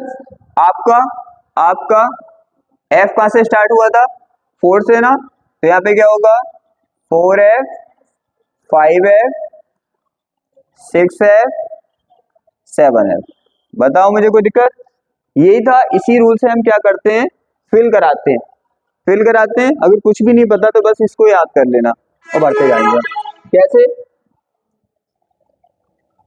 देखो कैसे, ऐसे और ये तो सब लगभग सबको याद होगा, इस तरह से चलता रहता है, ये ऐसे करके चलते रहते हैं, ये ऐसे करके आते रहते हैं तिरछे करके, बस तिरछी लकीरें जिसने बना ली तो काम हो गया, ऐसे करके ना, ऐसे करके देखो आता कहाँ है, यहाँ से स्टार्ट करना है, यहाँ पे एंड करना है, फिर यहाँ से स्टार्ट करना है, फिर यहाँ पे एंड करना है, फिर यहाँ से स्टार्ट करना है, फिर यहाँ पे एंड, फिर यहाँ से स्टार्ट, फिर यहाँ पे, मतलब एंड करके फिर शुरू में पहुंच जाना है, फिर एंड करके फिर शुरू में। वो ऐसे करके डॉट डॉट्स बना देते हैं, लेकिन मेरे पास यहाँ पे मैं बनाऊंगा तो अजीब सा और हो जाएगा, गंदा गंदा। तो यहाँ पे क्या है आपको पता है, यहाँ से चलना है, यहाँ पे एंड करना है, फिर पीछे जाकर फिर यहाँ से चलना है, फिर यहाँ पे, इसका मतलब पहले एस में जाओगे, फिर बैक होके 2s में, फिर यहाँ से नहीं, फिर पीछे से 2p में, फिर 3s में, फिर पीछे चलोगे 3p में, 4s में, फिर पीछे चलोगे 3d में, इस तरह से यहाँ पे एंड करोगे, फिर शुरू से जाओगे। तो इसका मीन्स एंड यहाँ से करना है, सिंपल में लिख देता हूँ, एंड यहाँ पे करना है और स्टार्ट यहाँ से, एंड यहाँ से, फिर स्टार्ट यहाँ से, फिर एंड यहाँ पे, फिर स्टार्ट यहाँ पे, फिर एंड, ऐसे ही चलता रहेगा, राइट। स्टार्ट एंड बस। आप किसी का भी इलेक्ट्रॉनिक विन्यास हम निकाल सकते हैं बड़े इजी मेथड से, राइट। ऊर्जा से निकालते हैं तो वो n+l से निकालते हैं और इससे भी निकाल देते हैं। आप देखो क्या है, हमें फिलहाल इससे निकालना जरूरत होगी तो हम उसे भी लगा देंगे। यहाँ पे देखो क्या नॉर्मल कॉन्फ़िगरेशन क्या होता है इनका, जनरल कॉन्फ़िगरेशन क्या होता है आपको पता है, NS 1 2 2। तो आप ये सोचेंगे N2S 1 to 2 का मतलब क्या होता है, S में एक इलेक्ट्रॉन भी हो सकता है और S में 2 इलेक्ट्रॉन, किसी के S में 1 इलेक्ट्रॉन मिलेगा, किसी के S में 2 इलेक्ट्रॉन, तभी लिखा है 1 to 2 का मतलब 1 से 2 तक कुछ भी हो सकता है। फिर आता है यहाँ पे N-1, कितना होगा N-1D 1 to 10। इसका मतलब ये हुआ कि डी में 1 इलेक्ट्रॉन से लेकर 10 इलेक्ट्रॉन तक कोई भी इलेक्ट्रॉन हो सकता है। दोनों का मीन समझ आ गया। अब हम निकालते हैं इलेक्ट्रॉनिक विन्यास, निकालते कैसे है, निकालें। देखो कहाँ पे थे हम, देख के निकालेंगे बिल्कुल एकदम। कौन सा था, स्कैंडियम। पहले स्कैंडियम का निकाल लें 21 का, जैसे मैं निकालूंगा फिर आपको ट्राई करने सब। स्कैंडियम का निकालना है, स्कैंडियम का निकालना है ना। स्कैंडियम का कितना है 21, स्कैंडियम का कितना है 21, तो 21 इलेक्ट्रॉन आपको फिल करने हैं। कितने इलेक्ट्रॉन फिल करने हैं 21। तो स्कैंडियम हमारा कितना है, Sc स्कैंडियम का है हमारा 21, तो 21 इलेक्ट्रॉन आपको फिल करने हैं। अब आपको फील आएगा कि लास्ट इलेक्ट्रॉन कहाँ पे जाएगा, कैसे जाता है। यहाँ पे आपको पता है कहाँ से स्टार्ट करना है आपको, पहले 1s में जाएंगे और कितने जाएंगे आपको पता है, मैक्सिमम आप 2 भर सकते हो। जैसे मान लो आपके पास खूब पैसे हैं तो आप मैक्सिमम दोगे ना, फिर कम बचेंगे तो कम। जैसे मान लो बहुत सारे बच्चे हैं आपके पास, तो क्या कर रहे हैं, आपको सबको 2-2 रुपए देने हैं। तो पहले क्या होगा, स्टार्ट करोगे तो आप सबको 2-2 ही दोगे ना, जब कम रह जाएंगे तो हो सकता है लास्ट में आके 1 भी दे दो। तो वही वाला सिस्टम है, पहले जितनी कैपेसिटी होगी इतना दोगे, कम रह जाएंगे तो आप कम भी दे सकते हो। तो यहाँ पे पहले इसमें 1s में कितने जाएंगे मैक्सिमम, क्योंकि अभी तो आपके पास फुल है तो 2 जाएंगे। तो इसमें 1s2 में कितने जाएंगे 2 जाएंगे। यहाँ पे भर गया। अब कौन से कोर्स में आ गए आप, दूसरे में आ गए, सी बात है। तो 2s में भी कितने जाएंगे मैक्सिमम 2 जाएंगे। फिर यहाँ पे एंड कर दिया, फिर स्टार्ट यहाँ से कर दिया, फिर किस में जाएंगे 2p में। p में कितने जाते हैं 6। आपको तो पता है ना, p 2 हो 3 हो 4 हो 5 हो, है तो p ना, तो जाएंगे तो 6 ही। ये हो गया। यहाँ पे आप चले, फिर आप इसके बाद कहाँ पे गए 3s में, इसमें 3s में, इसमें गए 3s s में भी कितने जाएंगे 2। अभी हुए कितने आपके पास 12 हुए, आपको 21 भरने। तो किस में चले गए 3s में चले गए। 3s के बाद किस में जाएंगे आप, फिर स्टार्ट यहाँ से करेंगे 3p में, इसमें 3p में भी कितने आएंगे 6 आएंगे। अब 3p के बाद जाएंगे 4s में, इसमें जाएंगे 4s में भी 2 जाएंगे। आपके पास कितने हो गए 12, 20 हो गए। आपके पास कितने बचे, 1 बचा। अब 4s के बाद कहाँ पे जाएंगे 3d में, 1 इलेक्ट्रॉन बचा, तो d में कितना जाएगा, ओनली 1 इलेक्ट्रॉन जाएगा। तो 3d में कितना गया 1। अब मुझे खुद बताओ लास्ट इलेक्ट्रॉन किस में भरा है हमने, d में, इसीलिए क्या बोल रहे हैं इसका, d ब्लॉक का तत्व। अब तो फीलिंग आ गई ना कि लास्ट जा रहा है डी में, देखो तो इस तरह से लास्ट डी में जाएगा तो डी का, एफ में जाएगा एफ का, पी में जाएगा पी का, एस में जाएगा एस का। निकाल सकते हो। अब आप सोचोगे कि बुक में तो ऐसा नहीं होता, बुक में तो ऐसा लिखा होता है कि ये तो ऐसे होता है 2s2, यहाँ पे 1s2 हो गया, 2p6 हो गया, फिर 3s2 हो गया, फिर 3p6 हो गया, फिर 3d1 हो गया, फिर 4s2 हो गया। कि बुक में तो ऐसा लिखा होता है। वो क्या होता है, भरने का क्रम ऐसा ही होता है, लेकिन वो क्या करते हैं नंबर के अकॉर्डिंग ये रख देते हैं। पहले जैसे 1 वालों को लिया, फिर 2 वालों को लिया, फिर 3 वालों को लिया, फिर 4 वालों को लेंगे, तो इस तरह से लिख देते हैं। लेकिन भरने का क्रम हमारा यही रहता है। दोनों बात क्लियर है। इस तरह से क्यों लिख देते हैं, नंबर के पहले वालों को पहले, फिर दूसरे नंबर, तीसरे नंबर, चौथे नंबर, पांचवें नंबर। इस तरह से आप किसी का भी इलेक्ट्रॉनिक विन्यास आराम से निकाल सकते हैं, कोई भी दिक्कत आपको नहीं आएगी। यहाँ से 2 चीजें सीखी है, इलेक्ट्रॉनिक विन्यास कैसे निकालेंगे इनका, और दूसरा क्या सीखा है आपने कि लास्ट इलेक्ट्रॉन जाता कैसे डी में। क्लियर है। एफ ब्लॉक निकालेंगे तो एफ में भी लास्ट ऐसे ही उस वहां पे क्या है, किस में जाएगा लास्ट, किस में जाएगा एफ में जाएगा, एफ ब्लॉक वाले। यहाँ तक किसी को डाउट, कोई दिक्कत, यहाँ तक तो क्लियर है। अब देखें आप प्रैक्टिकली देखें, देखो प्रैक्टिकली यहाँ पे देखने वाले हैं हम। यहाँ पे देखो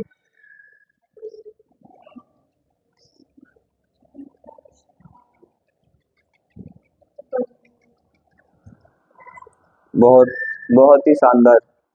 यहाँ पे देखो AR का कितना है 18। एक चीज और बतानी है मुझे, AR का कितना है 18। अब इसे शॉर्ट में लिख देते हैं बदल के। शॉर्ट में बदल के कैसे लिखते हैं, देखो शॉर्ट में बदल के जैसे आपने इलेक्ट्रॉनिक विन्यास निकाला है, क्या निकाला है इलेक्ट्रॉनिक विन्यास, तो यहाँ तक ही कितना आया, यहाँ तक कितना आया अब 18 कहां तक आ रही है? 2 3 पी तक 18 आ रहे हैं ना। अब देखो यहां तक क्या है आपका, यहां तक क्या है आपका 18 आ रहे हैं, पक्का ना? 18 और 3 कितने होते हैं? 21 होते हैं। तो यहाँ तक 18 आ रहे हैं, आ रहे हैं 18। आपको पता है, अभी दिखाया था मैंने, 18 किसका है? ए आर का। तो क्या 18 की जगह आप ए आर लिख सकते हो? लिख सकते हो। तो शॉर्ट में हम ऐसा लिख देते हैं, कभी कभी आप कंफ्यूज हो जाओ उसे देख के। अब इसकी जगह क्या लिख सकते हैं हम? इतने की जगह ए आर लिख सकते हैं ना।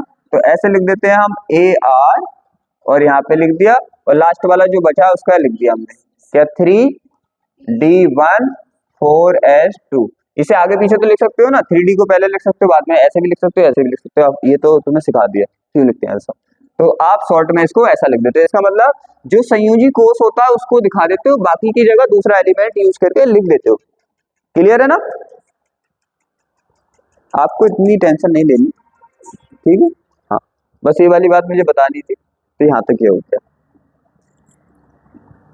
तो अब ये कॉन्फ़िगरेशन समझ आ गई कैसे निकालते हैं? बस ये बना लेना, 2 बार बना के देख लेना, फिर तो खुद बना के किसी का भी निकाल दोगे। अब आगे चलें। इलेक्ट्रॉनिक संरचनाएं शायद आपने देख ली। हाँ, एक चीज और बतानी है, 1n2 2n2 ऐसा क्यों हुआ? यहाँ पे आपने देखोगे कहीं पे तो आपको 2 मिलेंगे, लेकिन कहीं पे एस में क्या मिला है? 1 1। ऐसा क्यों? ऐसा क्यों? ऐसा क्यों? ये आप सोचोगे यहाँ पे एस में 2 क्यों नहीं है, यहाँ पे 1 क्यों है? और ये देखो 2 दिख रहे हैं ना आपको, एक कॉपर दिख रहा है और एक क्या दिख रहा है आपको? क्रोमियम। ऐसा क्यों होता है? नॉर्मल अगर आप भरेंगे तो आपको पता है पहले किस में जाएगा? 4s में 2 जाएंगे, फिर आपका आएगा 3D, और 3D में कितने जाने चाहिए? 3D में 4 जाने चाहिए, 4 जाने चाहिए ना, क्योंकि लास्ट में कितने बचेंगे इसके पास? 6 इलेक्ट्रॉन बचेंगे। कितने इलेक्ट्रॉन बचेंगे? 6 में से पहले आपको पता है 4s में जाते हैं जितना चाहिए उसे, तो कितने जाएंगे? 2 जाएंगे, फिर कितने बचेंगे? 4 ही तो बचेंगे 6 में। तो ऐसा होना चाहिए। कैसा होना चाहिए? ऐसा होना चाहिए, लेकिन ऐसा नहीं है। इसमें 1 रह गया, इसमें 5 हो गए। ऐसा इसलिए होता है कि अगर 2 चीजें आपको समझनी पड़ेंगी इससे पहले। हमारा जो कोष होते हैं वो या तो कंप्लीट भरा हो तो स्टेबल होता है, स्थायी। स्थायी कब होता है? जितनी चीज आपको चाहिए इतनी चीज आपको मिल जाए तो आप क्या हो जाएंगे? स्थायी का मतलब होता है नो झंझट, नो भागा दौड़ी, नो झंझट, नो टेंशन है। और नो टेंशन कब रहोगे आप? जो भी आपको चाहिए सब आपके पास होना चाहिए, तभी तो नो टेंशन होगे। अब डी पूर्ण भरा है, पूर्ण भरा है का मतलब डी को 10 इलेक्ट्रॉन चाहिए थे, 10 के 10 उसके पास है, तो क्या वो टेंशन फ्री नहीं हो जाएगा? हो जाएगा। एस को 2 ही चाहिए, 2 है तो उसके पास, वो भी टेंशन फ्री। और मान लो पी में कितना आता है? मैक्सिमम 6 चाहिए, और 6 के 6 उसके पास आ जाए, वो भी टेंशन फ्री। तो समझ आया टेंशन फ्री होने का? तो या तो वो पूर्ण भरा हो तो टेंशन फ्री होगा, मतलब स्थायी होगा। मैं समझाना चाह रहा हूं आपको कि कोई उपकोष कब स्थायी होता है, कब अस्थायी होता है। स्थायी का मीन्स होता है नो टेंशन, और नो टेंशन कब रहेगा? जो से चाहिए वो उसके पास होना चाहिए। और अस्थायी का मीन्स होता है टेंशन ही टेंशन, और टेंशन ही टेंशन कब होगी? जो से चाहिए वो नहीं होगा या कम होगा। ऐसे यहाँ पे समझो। देखो इसे चाहिए कितने? 10 इलेक्ट्रॉन, तो 10 होंगे तो भी ये नो टेंशन, और अगर 5 होंगे, आधे होंगे, इसका मतलब ये है आधे होंगे तो कितने होने चाहिए? उस पे 5 होने चाहिए, 5 होने चाहिए। तब भी क्या होता है? कोई भी हमारा कोष स्थायी होता है। कहने का मतलब है स्थायी की 2 शर्तें हैं। स्थायी की कितनी शर्तें हैं? स्थायी या तो वो पूर्ण भरा हो या अर्धपूर्ण भरा हो। अर्धपूर्ण, या तो वो कंप्लीट फिल हो या वो हाफ फिल हो। कंप्लीट फिल हो या हाफ फिल हो तो वो स्थायी होगा, बाकी सब कंडीशन में अस्थायी होगा। और कोई भी इंसान, जैसे मान लो डी की बात चल रही है, तो डी पूर्ण भरा होगा तो कब कितने इलेक्ट्रॉन होंगे इसमें?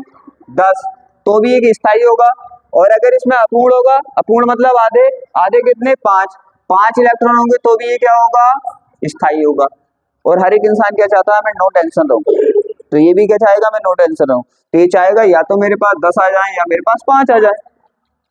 ये कहानी यहाँ पे लागू होती है। एस को अगर हाफ फिल करोगे तो आप कितने इलेक्ट्रॉन होने चाहिए, एक, क्योंकि टोटली 2 आते हैं उसमें। फुल फिल के लिए 2 चाहिए और हाफ फिल के लिए 1 चाहिए। तो ये डी कहता है इस वाले एस से कि भाई अगर तू मुझे एक इलेक्ट्रॉन दे दे तो मैं टेंशन फ्री हो जाऊंगा। तो यहाँ ईमानदार लोग हैं सब, केमिस्ट्री फिजिक्स में तुमने देखा होगा, बिल्कुल ईमानदारी से काम होता है। तो ये कहता हाँ चल कोई बात नहीं, तू एक इलेक्ट्रॉन ले ले मुझसे, तू भी नो टेंशन हो जाएगा।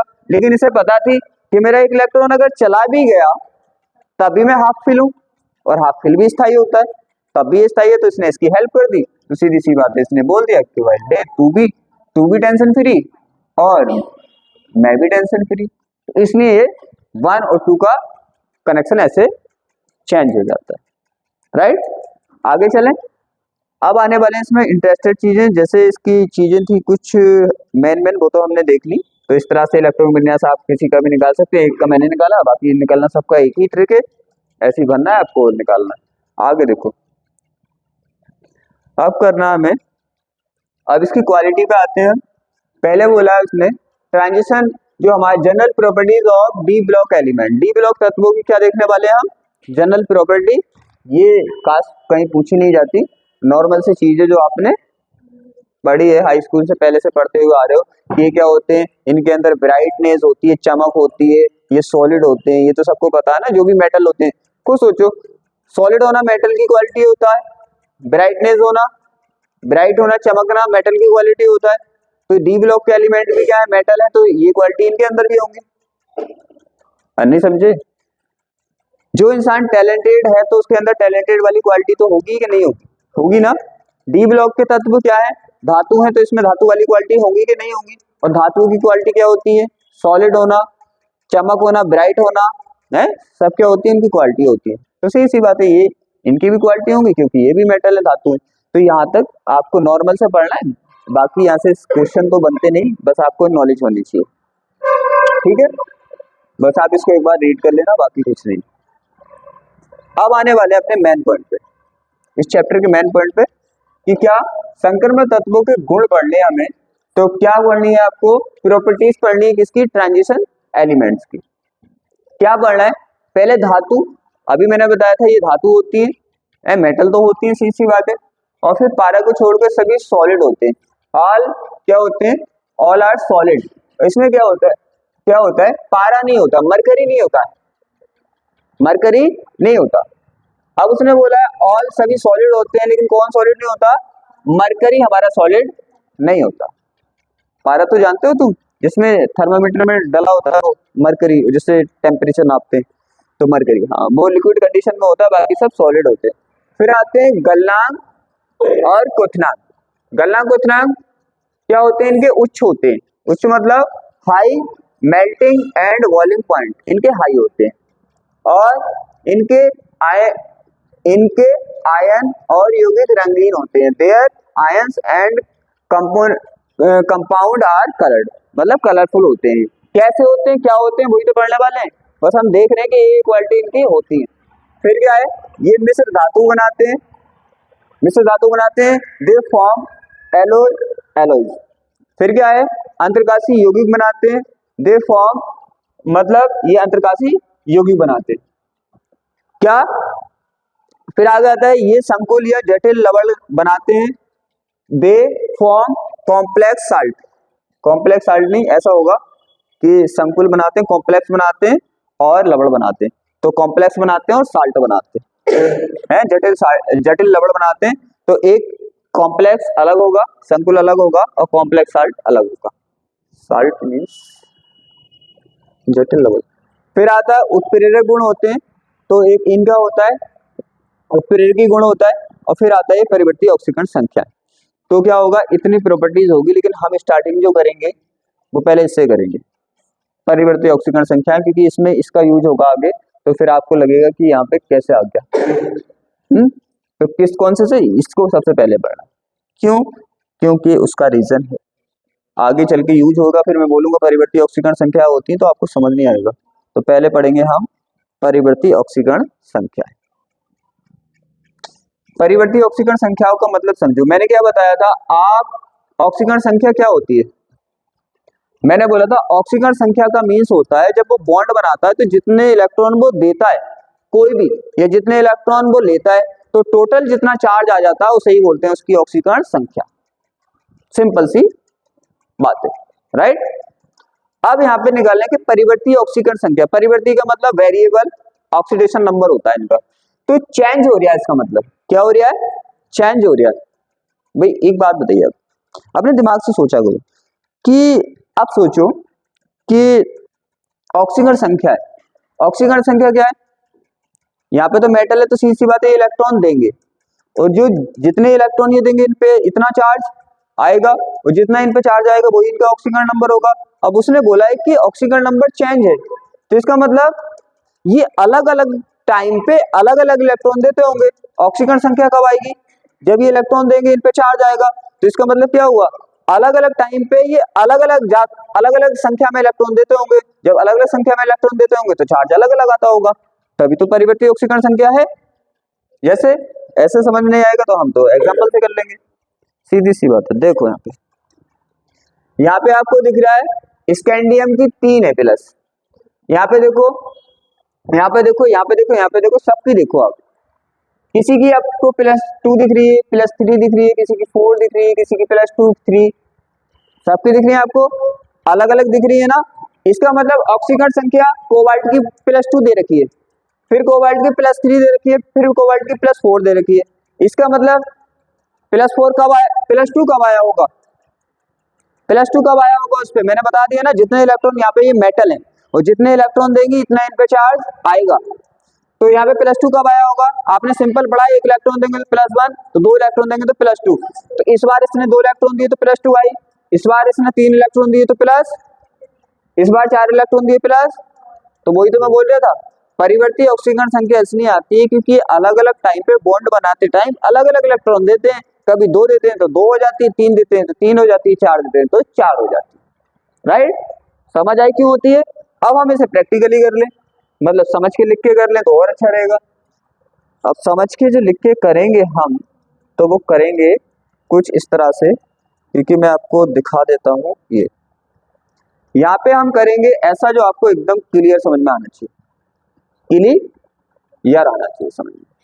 अब यहाँ पे मान लो हमने Fe का ले लिया, किसका ले लो, Fe का ले लो, या आप Mn का ले लो, किसी का भी ले लो जिसका आपको मन करे। Fe का ले, Fe का देखो क्या है, 1 मिनट में आपको पहले दिखाऊंगा, फिर उसके बाद लूंगा जो आप कॉम्बिनेशन अच्छे से बना पाए। यहाँ पे देखो, यहाँ पे आपको दिख रहा है Fe की कितनी ऑक्सीकरण संख्या दिख रही है, 2 3 4 6 दिख रही है ना। अब ये 2 3 बना के दिखा दो, बाकी तो आप समझ जाओगे ना। अब यहाँ पे हम कैसे बनाएंगे, देखो कहाँ पे गया Fe, तो भाई Fe हमारा Fe, ये Fe 26 है ना, 26 है। लास्ट वाला क्या है इसका, D में कितने 6 और S में कितने 2। आपको पता है ये तो अपने इनसे मतलब नहीं होता, ये तो संयोजी कोष से इलेक्ट्रॉन, वही समझाऊंगा संयोजी कोष क्या होता है, ये क्या होता है, सब आप सीखने वाले। लास्ट, बस लास्ट देख लो जो संयोजी कोष होता है, वैलेंस सेल जो होता है इसका कितना है 3d6 एंड 4s2, 4s2 आ जाए।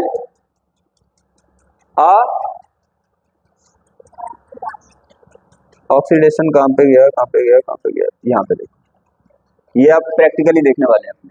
क्या था, क्या था, क्या था, आपको पता है आगे क्या लिख सकते हो आप, यार लिख सकते हो ना, बस संयोजी कोष लिखते हैं। क्या लिखते हैं हम, संयोजी कोष कितना था 3d6 और 4s2, ये है ना, ये। अब आपको पता है ये तो हम लिख सकते हैं, ये मैंने लिखा बता दिया क्यों लिखते हैं। ये होता है हमारा संयोजी कोष। क्या होता है, संयोजी कोष का मतलब ये दूसरे से संयोग करके, मेल झोल करके, तालमेल करके उसके साथ बॉन्ड बनाएगा, संयोग करेगा, वैलेंसी ही करेगा उसके साथ, बैलेंस करेगा, ठीक है। यहाँ पे क्या होगा, संयोजी कोष है ये, इसको बोलते हैं हम वैलेंस सेल। क्या बोलते हैं? वैलेंस सेल है, संयोजी कोष है। अब आपको पता है संयोजी कोष है मतलब जो भी रिएक्ट करेगा, जो भी बॉन्ड बनाएगा ये वाला बनाएगा। अब यहाँ पे आपने देखा था एस और पी ब्लॉक में कि कौन बनाते हैं बॉन्ड, सबसे बाहर वाले जो कोष के इलेक्ट्रॉन होते हैं वही बनाते हैं ना। सबसे बाहर कौन है इसका? 4s। तो सीधी सी बात है उस हिसाब से केवल 4s, 2 इलेक्ट्रॉनों को बॉन्ड बनाना चाहिए। एस में पी में तो ऐसे ही होता है ना, 2 को बनाना चाहिए, लेकिन यहाँ पे 3d भी बनाता है। सबसे बाहर वाला कौन है? 4s, फिर उससे अंदर वाला है 3d। तो रियल में किसे बनाना चाहिए था? ओनली 4s को। 3d को तो बनाना नहीं चाहिए था, लेकिन यहाँ पे 3d भी बनाता है। उसका रीजन है कि इन दोनों की ऊर्जा क्या होती है? सेम होती है। तो आप 4s में से भी निकाल सकते हैं इलेक्ट्रॉन और 3d से भी निकाल सकते हैं, क्योंकि दोनों की ऊर्जा सेम है। वहां पे जो था दोनों की ऊर्जाओं में क्या होता? बहुत अंतर होता, इसलिए नहीं निकालते। अब ऐसा नहीं है कि और अंदर से निकाल दो, बस लिमिट है कि हम इन 2 से इलेक्ट्रॉन निकाल सकते हैं। रीजन ये है कि दोनों की एनर्जी क्या है? सेम है। यहाँ तक कोई दिक्कत? निकाले आप। देखो माना हमने 2 इलेक्ट्रॉन निकाल लिए। कितने निकाल लिए? 2 इलेक्ट्रॉन निकाल लिए। जब आपने 2 इलेक्ट्रॉन निकाल लिए तो क्या बचा इसके पास? 3d6 बचाना। जब 2 इलेक्ट्रॉन निकल गए होंगे तो कितना आया होगा इस पे? +2। क्या आया होगा इस पे? +2 आया होगा ना, क्योंकि 2 इलेक्ट्रॉन निकले। फिर आपने क्या किया? इस बार आपने 1 इलेक्ट्रॉन और निकाल दिया। 1 इलेक्ट्रॉन और निकाल दिया मतलब, नहीं समझा? चलो नहीं समझे तो ऐसे समझ लो, 1 इलेक्ट्रॉन निकालूंगा तो आप सोचोगे क्या कर दिया। पहले जैसे हमने क्या करे थे, 2 इलेक्ट्रॉन निकाले थे, अब के हमने 3 इलेक्ट्रॉन निकाले। कहने का मतलब मेरा ये था, इस बार कितने इलेक्ट्रॉन निकाल दो आप? 3 इलेक्ट्रॉन निकालोगे तो 2 तो एस के गए और 1 डी का, तो डी में कितने बचे? 5। 3 निकाले है ना, तो 2 तो किसके गए? 2 तो ये एस वाले गए, 1 इसका, तो डी में कितने बचे?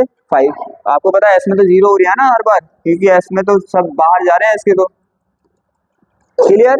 इस बार आपने कितने निकाले इससे? इस बार आपने 4 इलेक्ट्रॉन निकाल दिए। कितने? 4। अब 4 निकाल दिए तो 2 तो एस के निकल गए और कितने? 2 इसके। तो 2 इसके निकलेंगे तो कितना बचेगा डी में? डी में कितना बचेगा? 6 थे ना, कितने निकाले? 4। इस तरह से ये चेंज ऑक्सीकरण संख्याएं देती है। किस उसका रीजन क्या है? उसका रीजन है क्योंकि यहाँ पे बॉन्ड बनाने में या वैलेंसी के हिसाब से अगर देखें तो यहाँ पे 3d और 4s दोनों बॉन्ड बनाने में भाग ले रहे हैं, दोनों रिएक्शन करने में भाग ले रहे हैं, तभी तो चेंज है। खुद सोचो, अगर डी भाग ही नहीं लेता तो ओनली ऑक्सीकरण संख्या क्या जाती? 2। वो सबकी क्या रहती? 2। डी का मतलब ही नहीं होता, तो बस बाहर वाले 2 इलेक्ट्रॉन दे सकता, अब कहानी खत्म हो जाती है ना। तो इसलिए इसका रीजन आपको समझ आ गया, समझ आ गया ना। तो हमें समझ आया कि परिवर्ती ऑक्सीकरण संख्या क्यों होती है। अब देखो प्रैक्टिकली तो समझ लिया और देख भी लिया।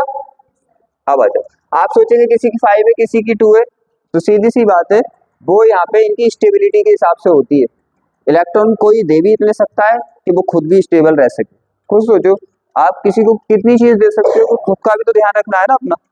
तो उस हिसाब से किसी की इतनी होती है, किसी के नहीं दे पाता कोई, स्टेबिलिटी के हिसाब से कोई नहीं दे पाता। और इफेक्ट भी आते हैं, तो जैसे अक्रिय यूम प्रभाव होता है, बहुत सारे प्रभाव होते हैं, उसकी वजह से नहीं होता, तो स्टेबिलिटी के होता है। आपको फिलहाल इतना ही समझ लेना।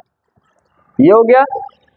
आगे देखो, अब इसकी डेफिनेशन करें तो एक क्वालिटी क्या है इसकी?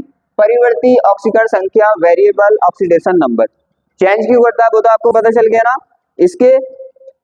इसके NS और N-1D दोनों भाग लेते हैं बॉन्ड बनाने में।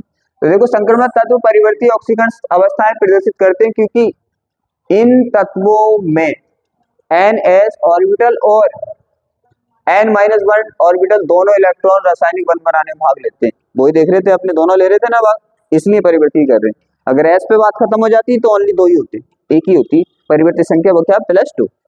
तो ये यही बोल रहा है वो। ट्रांजिशन क्या है? Element so variable oxidation state because in this element क्या? The electrons of both NS orbital and N-1D orbital take part in forming chemical bond. एक हो गया। आगे देखें, आगे देखो आप समझ तो आ रही है, बताओ, समझ आ रहे? मैंने कोशिश की है कि बहुत आराम से पढ़ा दूं। बताओ, कोई जल्दबाजी कर रहे हैं? बिल्कुल आराम से पढ़ रहे हैं। इतने आराम के साथ तो हमने कभी पढ़ा नहीं, देखो इतना स्लो पढ़ा रही हूँ मैं आज। आप देखो यहाँ पे, अब आता है गलनांक और क्वथनांक। क्या आता है? गलनांक और क्वथनांक। गलनांक और क्वथनांक क्या होते हैं? देखो यहाँ पे क्या होता है, गलनांक का मीन्स क्या होता है? गलनांक का मीन्स होता है किसी सॉलिड चीज को गलाना, तोड़ना। और क्वथनांक, क्वथनांक क्या होता है? क्वथनांक भी, क्योंकि आप क्वथनांक केमिस्ट्री में जो आपका सॉल्यूशन चैप्टर था वहां पे क्वथनांक किसके लिए यूज करते हैं? किसी चीज को प्रेशर के लिए। उसका प्रेशर क्या होता था? उसका प्रेशर 180 m होता था ना। तो सीधी सी बात है, कहने का मतलब क्वथनांक और क्वथनांक का और यहाँ पे गलनांक का यही है कि आपको उसको तोड़ना है। क्या करना है? तोड़ना है, क्योंकि यहाँ पे वाष्पिक भाप तो बना नहीं सकते आप। कोई धातु ये मेटल भाप बन के उड़ थोड़ी जाएगी। तो कहने का मतलब ये है कि आपको इसको ब्रेक करना है, तोड़ना है। आप खुद सोचो कि जितना ये सॉलिड तरीके से जुड़ा होगा, पहले इसका रीजन समझो क्या है और ये कैसे जुड़े होते हैं। जैसे कोई भी हमारी मेटल है, धातु है ना, तो जैसे मान लो हमारी Fe है, ये कोई भी है, तो उसके परमाणु क्या होंगे? इस तरह से आपस में क्या होंगे? आपस में धात्विक बॉन्ड से जुड़े होंगे। बस मैं ऐसे दिखा रही हूँ, बॉन्ड से, धात्विक बॉन्ड से क्या होंगे? आपस में जुड़े होंगे। बहुत से परमाणु हैं। जैसे आप आयरन की रॉड लेके आए, क्या लेके आए? आयरन की रॉड। तो क्या आयरन की रॉड में केवल आयरन का एक ही परमाणु होगा? ऐसा थोड़ी आयरन की रॉड में आयरन का एक ही परमाणु होगा। आयरन के बहुत सारे परमाणु उसमें एक दूसरे से जुड़े होंगे, तभी तो इतनी बड़ी रॉड बनेगी। तो क्या होगा, ये जो परमाणु होते हैं आपस में किस बॉन्ड से जुड़े होते हैं? धात्विक बॉन्ड से। देखो क्या है, मेटेलिक बॉन्ड से ही जुड़े होंगे। क्यों मेटेलिक बॉन्ड से क्यों जुड़े होंगे? क्योंकि मेटल है तो बॉन्ड भी मेटल वाला ही होगा। नहीं समझे? क्या है, मेटल है तो बॉन्ड मेटल वाला ही तो होगा ना। तो सीधी सी बात है, मेटल बॉन्ड से जुड़े होते। अब एक बात बताओ, जितने ये बॉन्ड सॉलिड होंगे इतना ही इन्हें तोड़ना मुश्किल होगा, जितने ही कमजोर होंगे तोड़ना आसान होगा। ये भी बात समझ आती है? तो सिंपल सी बात है। अब ये दिक्कत ये आती है कि हम कैसे समझे कि ये मजबूत कब होगा। आपको पता है बॉन्ड बनाने के लिए क्या चाहिए? Unpaired electron. कैसे इलेक्ट्रॉन चाहिए? अनपेयर। आपने फर्स्ट ईयर में पढ़ा है युग्म वाले एक बात बताओ, बॉन्ड उनका मकसद क्या होता है बॉन्ड बनाने का? उनके पास जो अनपेयर इलेक्ट्रॉन होते हैं उनको पेयर कर लेते हैं। मतलब जो सिंगल इलेक्ट्रॉन होते हैं वो जोड़े में चले जाते हैं, जोड़े में चले जाते हैं। चाहे वो इलेक्ट्रॉन दे दे उसको, चाहे वो साझा कर ले, वो कैसे भी कर ले, जोड़े में करेगा। अब खुद बताओ, जो इलेक्ट्रॉन ऑलरेडी पेयर है, जोड़े में है, तो वो भाग क्यों लेंगे? वो तो जोड़े में ऑलरेडी, बॉन्ड बनाती जोड़े के लिए है। और जो अनपेयर है वो तो जाएंगे, क्योंकि उन्हें तो अपना युग्म जोड़ा कंप्लीट करना है। तो अनपेयर इलेक्ट्रॉन ही बॉन्ड में भाग बनाने में लेते हैं। पहला पॉइंट क्लियर है। दूसरा ही केमिकल बॉन्डिंग के है।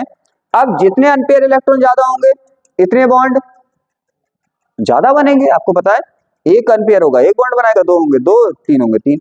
अब जितने ज्यादा अनपेयर इलेक्ट्रॉन होंगे इतने ज्यादा बॉन्ड बनेंगे ना। तो इतने ज्यादा बॉन्ड बनेंगे तो क्या होगा? इतने ज्यादा बॉन्ड होंगे तो तोड़ना इतना मुश्किल होगा। राइट? समझ आ गया? तो अनपेयर इलेक्ट्रॉन क्या होंगे? ज्यादा होंगे तो सीधी बात है बॉन्ड ज्यादा सॉलिड होगा। अनपेयर होंगे तो ज्यादा बॉन्ड बनेंगे, ज्यादा बॉन्ड बनेंगे तो ज्यादा सॉलिड रहेगा। तो किस पे डिपेंड करता है? ये अनपेयर इलेक्ट्रॉनों की संख्या पर। देखो यहाँ पे लिख भी रखा है, क्या क्या संक्रमण धातुओं की गलनांक व क्वथनांक उच्च होते हैं। उच्च गलनांक का कारण अंतरपरमाणविक। अंतरपरमाणविक का मतलब उसके अंदर जो परमाणु है वो क्या होते हैं? धात्विक बंध में Ns इलेक्ट्रॉन के अतिरिक्त ये भी कक्षक में अधिक इलेक्ट्रॉन की भागीदारी होती है। ये उनको भागीदारी होती है। मेन पॉइंट तो ये है, मेन पॉइंट आपका ये है, आपको ये लिखना है। क्या धातुओं के क्या होते हैं? गलनांक क्वथनांक उच्च होते हैं क्योंकि इनके अंतिम डी कक्षक में अयुग्मित इलेक्ट्रॉन होते हैं। क्योंकि रीजन क्या है? रीजन है अयुग्मित इलेक्ट्रॉनों का। यहाँ पे अयुग्मित इलेक्ट्रॉन जितने ज्यादा होंगे वो बॉन्ड इतने ज्यादा बना के धात्विक बॉन्ड सॉलिड बनेगा और वो मुश्किल से टूटेंगे। तो आपको ये वाला लिखना है। राइट? वो समझाने के लिए था कि क्या क्या होता है, वो हमने देख लिया क्या क्या होता है। ये अब जिसमें ज्यादा उसका धात्विक बॉन्ड इतना, सॉलिड इतना, क्वथनांक ज्यादा। रीजन तो समझ आ गया? अयुग्मित इलेक्ट्रॉन यहाँ पे हो गया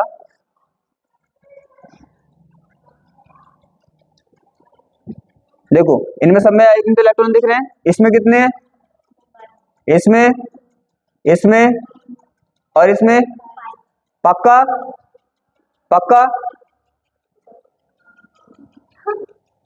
डी में कितने हैं यहाँ पे, अरे 5 के 5 अयुग्मित है ना इसमें डी में, तो यहाँ पे कितने हैं डी में, और यहाँ पे कितने, 6 6 फिर अयुग्मित रहेंगे वो, युग्मित नहीं होने स्टार्ट हो जाएंगे, युग्मित होने स्टार्ट हो जाएंगे ना फिर।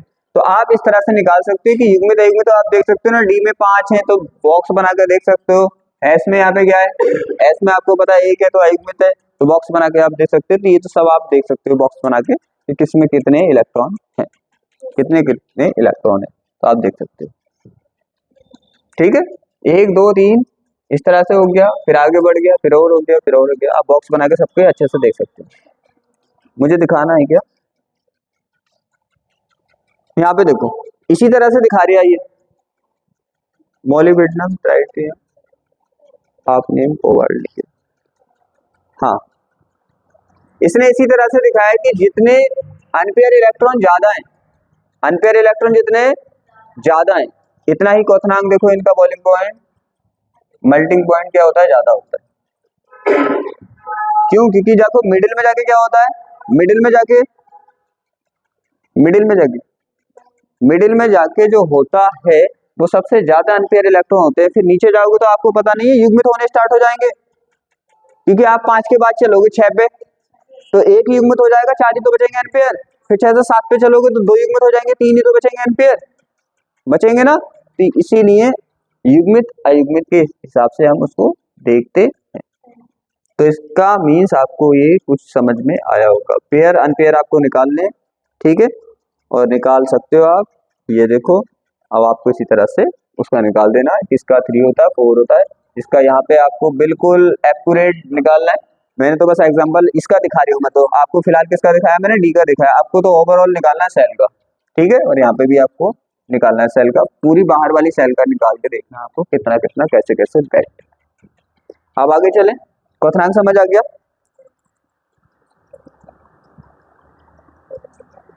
आप देखो अब तो सिंपल सिंपल है, बिल्कुल सिंपल क्वालिटी है, अब कोई भी ऐसी दिक्कत वाली बात नहीं है। आपका आता है रंगीन आयन बनाते, रंगीन आयन क्यों बनाते, इसका रीजन भी क्या है, रंगीन आयन का अयुग्मित इलेक्ट्रॉन ही है।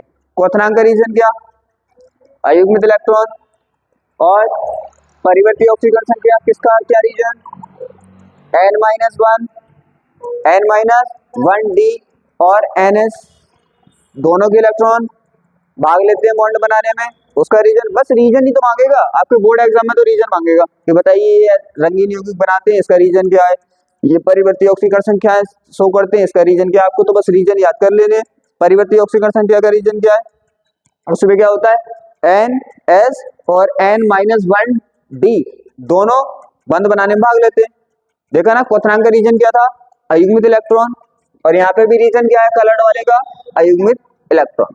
पूरा चैप्टर अगर देखोगे ध्यान से तो या तो अयुग्मित इलेक्ट्रॉन पे आंसर निकलेगा या उसके n-1 D और ns इलेक्ट्रॉन भाग लेते हैं, बस यहीं पे खत्म हो जाएगा पूरे से।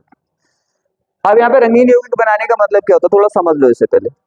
अयुग्मित इलेक्ट्रॉनों का केस ही होता है, अयुग्मित इलेक्ट्रॉनों का किस्सा कुछ ऐसा होता है, उसकी कहानी, हाँ आप देखो क्या होता है, आप आगे बढ़ोगे उपसहसंयोजी यौगिक, उपसहसंयोजी यौगिक में क्या होता है, डी ब्लॉक के तत्व से बहुत सारे आके जुड़ जाते हैं, बहुत सारे आके जुड़ जाते हैं, तो उसे बोलते हैं संकुल, अपने संकुल बोलते हैं।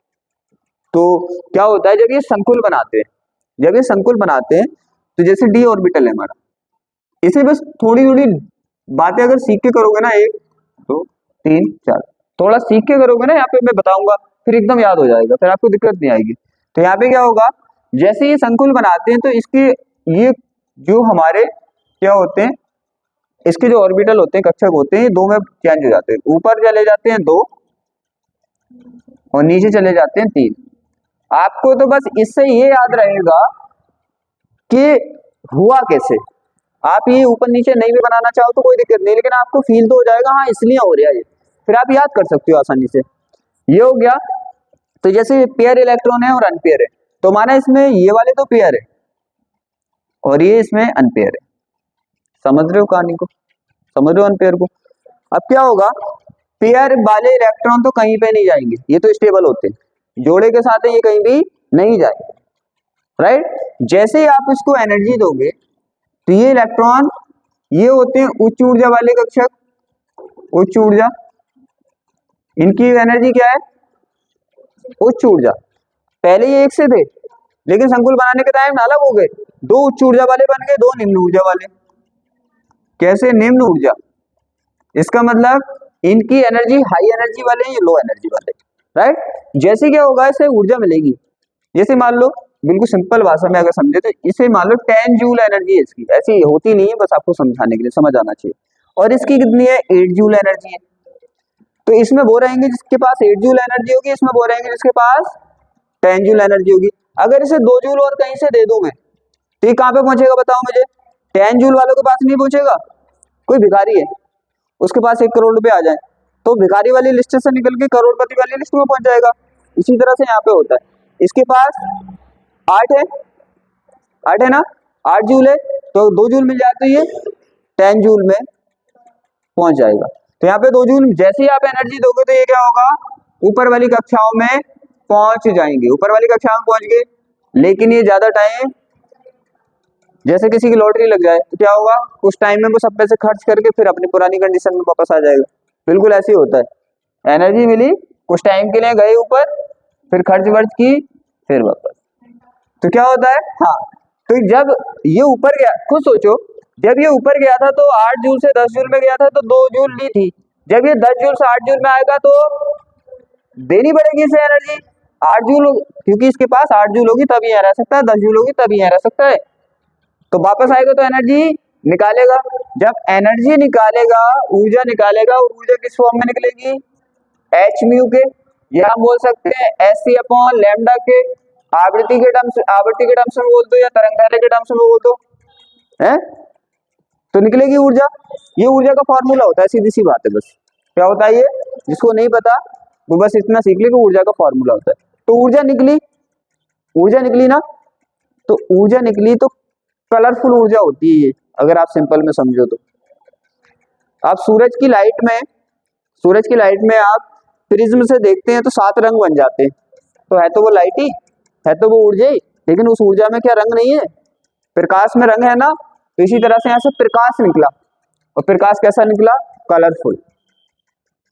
इसीलिए आपको कैसे दिखाई देते हैं, ये रंगीन दिखाई देते हैं। इसका मतलब सिंपल सा रीजन है कि निम्न ऊर्जा से आयुग्मित इलेक्ट्रॉन उच्च ऊर्जा में जा रहे हैं, और जब उच्च ऊर्जा वाले से वापस आते हैं तो कलर देते हैं।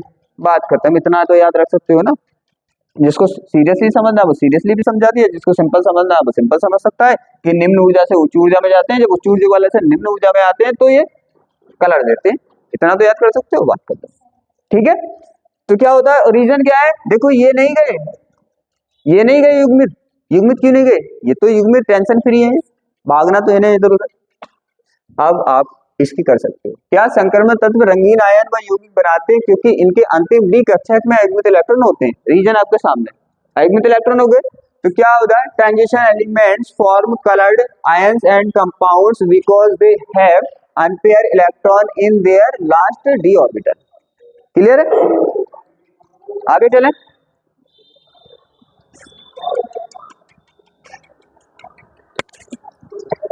आगे देखो, बस 2 क्वालिटी और बची है इसकी, फिर आपका खत्म हो जाएगा। चुंबकीय गुण, अब समझे यहाँ पे चुंबकीय गुण का मतलब क्या होता है। देखो आपने क्वथनांक देखा, क्वथनांक मैं आपसे पूछी क्वथनांक कुछ क्यों होते हैं, तो आप कह दोगे डी में अनपेयर इलेक्ट्रॉन होते हैं। फिर मैं बोलूं रंगीन क्यों बनाते हैं, आप फिर वही बोल दोगे डी में अनपेयर होते हैं। फिर मैं बोल दूं कि चुंबकीय गुण क्यों दिखाते हैं, फिर आप बोल दोगे डी में अनपेयर होते हैं। कितने क्वेश्चन और आंसर एक ही है, पढ़ने वाले के लिए तो सिंपल है, बिल्कुल सीख ही तो रहा है वो, आंसर तो उसे पता है, एक ही है इनका सबका, D unpair electron unpaired electron unpaired electron, तो सबका आंसर एक ही है। याद करने का बड़ा सिंपल है, सबका आंसर एक ही है। अनुचुंबकीय गुण क्यों दिखाते हैं, अनुयुग्मित इलेक्ट्रॉन होते हैं। क्वथनांक कुछ क्यों होते हैं, अयुग्मित इलेक्ट्रॉन होते हैं, तो सबका आंसर एक ही। ये हो गया, चुंबकीय गुण दिखाते हैं। चुंबकीय गुण इसलिए दिखाते हैं, ये चुंबकीय गुण का मतलब समझो। आपने क्या पढ़ा था, हमने एक चैप्टर में पढ़ा था कि जब इलेक्ट्रॉन मूव करता है इस तरह से, मूव करता है, सर्कुलर मूव करता है, तो उसके सेंटर पे क्या होता है, चुंबक क्षेत्र उत्पन्न हो जाता है। पढ़ा था आपने, मैग्नेटिक फील्ड जनरेट हो जाता है कि नहीं होता है? बिल्कुल सेम यहाँ पे भी ऐसे होता है। यहाँ पे ऐसा होता है कि आपको पता है कि न्यूक्लियस, हमारे जो इलेक्ट्रॉन होते हैं क्या होते हैं, इलेक्ट्रॉन न्यूक्लियस के चारों ओर क्या करते हैं, चक्कर लगाते हैं, ये आपने सुना है। इलेक्ट्रॉन, अब तो आप समझ गए ना, मिडिल में न्यूक्लियस होता है, फिर इलेक्ट्रॉन चारों ओर होते हैं, वो न्यूक्लियस के चारों ओर क्या करते हैं, चक्कर लगाते हैं। ये वाली बात पता है? आप खुद सोचो, जब ये चक्कर लगाएंगे तो मैग्नेटिक फील्ड जनरेट होगा, उत्पन्न होगा कि नहीं होगा? होगा। अब आप ध्यान से आ जाओ, ये आपका फिजिक्स से कोरिलेट है जो आपने पढ़ा था। अब आपको सोचना बहुत ही ध्यान के साथ, किसके साथ? ध्यान के साथ। 5 है, मानो कि हमारे पास कुछ इस तरह का इंटरफेस है, किस तरह का? कुछ इस तरह का इंटरफेस है, कुछ इसमें युग्मित है और कुछ अयुग्मित है। कुछ क्या है, युग्मित, और कुछ अयुग्मित है। यहां तक किसी को दिक्कत नहीं है ना? अब मुझे बताओ, अब मुझे एक बात बताओ, हम इसका निकालें चुंबकीय क्षेत्र की इसकी वजह से है कि नहीं? क्योंकि हम समझ रहे हैं कि अयुग्मित की वजह से, अनपेयर की वजह से तो चुंबकीय क्षेत्र है, पेयर की वजह से क्यों नहीं है? वो ये बोल रहे हैं ना, चुंबकीय क्षेत्र होता है किसकी वजह से? पेयर इलेक्ट्रॉन की वजह से, अनपेयर इलेक्ट्रॉन की वजह से। तो हम देखेंगे पेयर की वजह से क्यों नहीं होता। तो देखो ये पेयर है, तो इसका मतलब पेयर वाले की वजह से तो होगा नहीं, जितने भी अनपेयर है इनकी वजह से होगा। क्यों? क्यों? क्योंकि देखो इसका अगर देखें तो 2 है इसमें, तो एक तो इधर को राउंड मारेगा और एक इधर को राउंड मारेगा। ये पहले पढ़ चुके हो, आप पढ़ चुके हो ना परमाणु चैप्टर में। तो क्या होगा, आपने निकालना भी सीखा है, इस तरह से निकालते हैं अपने। अगर ऐसे घूमा तो चुंबकीय क्षेत्र बाहर, ऐसे घुमा तो चुंबकीय क्षेत्र अंदर। अब इतना ही चुंबकीय क्षेत्र बाहर, इतना ही अंदर, फाइनल आप निकालोगे तो क्या आ जाएगा? 0। तो इसलिए पेयर की वजह से कोई भी नहीं होता। और जब अकेला होगा तो एक ही साइड जाएगा, जब एक ही साइड राउंड करेगा तो सीधी सी बात है उसका चुंबकीय क्षेत्र होता है। तो दिमाग में क्लियर हो गया, पेयर की वजह से क्यों नहीं होता, अनपेयर की वजह से क्यों होता है। आपका फिजिक्स का टॉपिक आपने बहुत अच्छे से पढ़ा था, क्योंकि यहाँ पे दोनों इलेक्ट्रॉन एक दूसरे का चुंबकीय क्षेत्र कैंसिल कर देते हैं, फाइनल 0 बचता है। अकेला होता है तो उसका कैंसिल करने वाला होता नहीं है, इसलिए देखो समझ तो आ रही है ना। डी ब्लॉक के तत्व अनुचुंबकीय प्रतिचुंबकीय गुण दिखाते हैं। अब आपको पता है जिसमें क्या होंगे, पेयर इलेक्ट्रॉन होंगे वो प्रतिचुंबकीय होंगे, और जो अनपेयर होंगे अनुचुंबकीय। अनुचुंबकीय का मतलब होता है इनमें चुंबक होता है, इनमें चुंबक जैसी क्वालिटी होती है। प्रतिचुंबकीय का मतलब ये चुंबकीय नहीं है, चुंबक वाली क्वालिटी इसके अंदर नहीं होती। प्रति का मतलब उल्टे नहीं होता, चुंबक का मतलब चुंबक, तो चुंबक के उल्टे हैं ये। तो चुंबक अगर चुंबक क्षेत्र दिखाता है तो ये उसके उल्टे हैं, तो ये नहीं दिखाते। सिंपल। तो क्या है, ये तो सिंपल सी बात थी। रीजन यहाँ पे ये क्वेश्चन आएगा कि चुंबक क्षेत्र क्यों दिखाते हैं, कैसा रीजन क्या है। तो सीधी सी बात है, संक्रमण तत्व अनुचुंबकीय गुण प्रदर्शित करते हैं क्योंकि इनके अंतिम डी कक्षक में इलेक्ट्रॉन होते हैं। डेफिनेशन और सीखा हमने सामने बिल्कुल। तो क्या है, ट्रांजिशन एलिमेंट्स सो क्या paramagnetic properties because they have unpaired electron in their last d orbital. Clear? चले आगे, चलो देखो किसी भी चीज को एक बार समझ लो तो फिर 10 बार उसको रटना नहीं पड़ेगा। पता नहीं एक बार बार कहां। अब आता उत्प्रेरक वाली क्वालिटी। अब देखो उत्प्रेरक वाली क्वालिटी क्या होती है। उत्प्रेरक का मीन्स,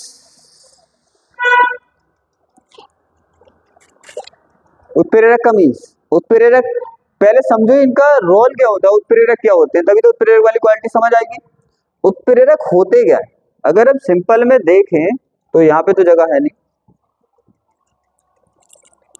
आगे जगह है, आगे तो अपने पास जगह है। कौन सा है? हाँ देखो, उत्प्रेरक का काम क्या होता है।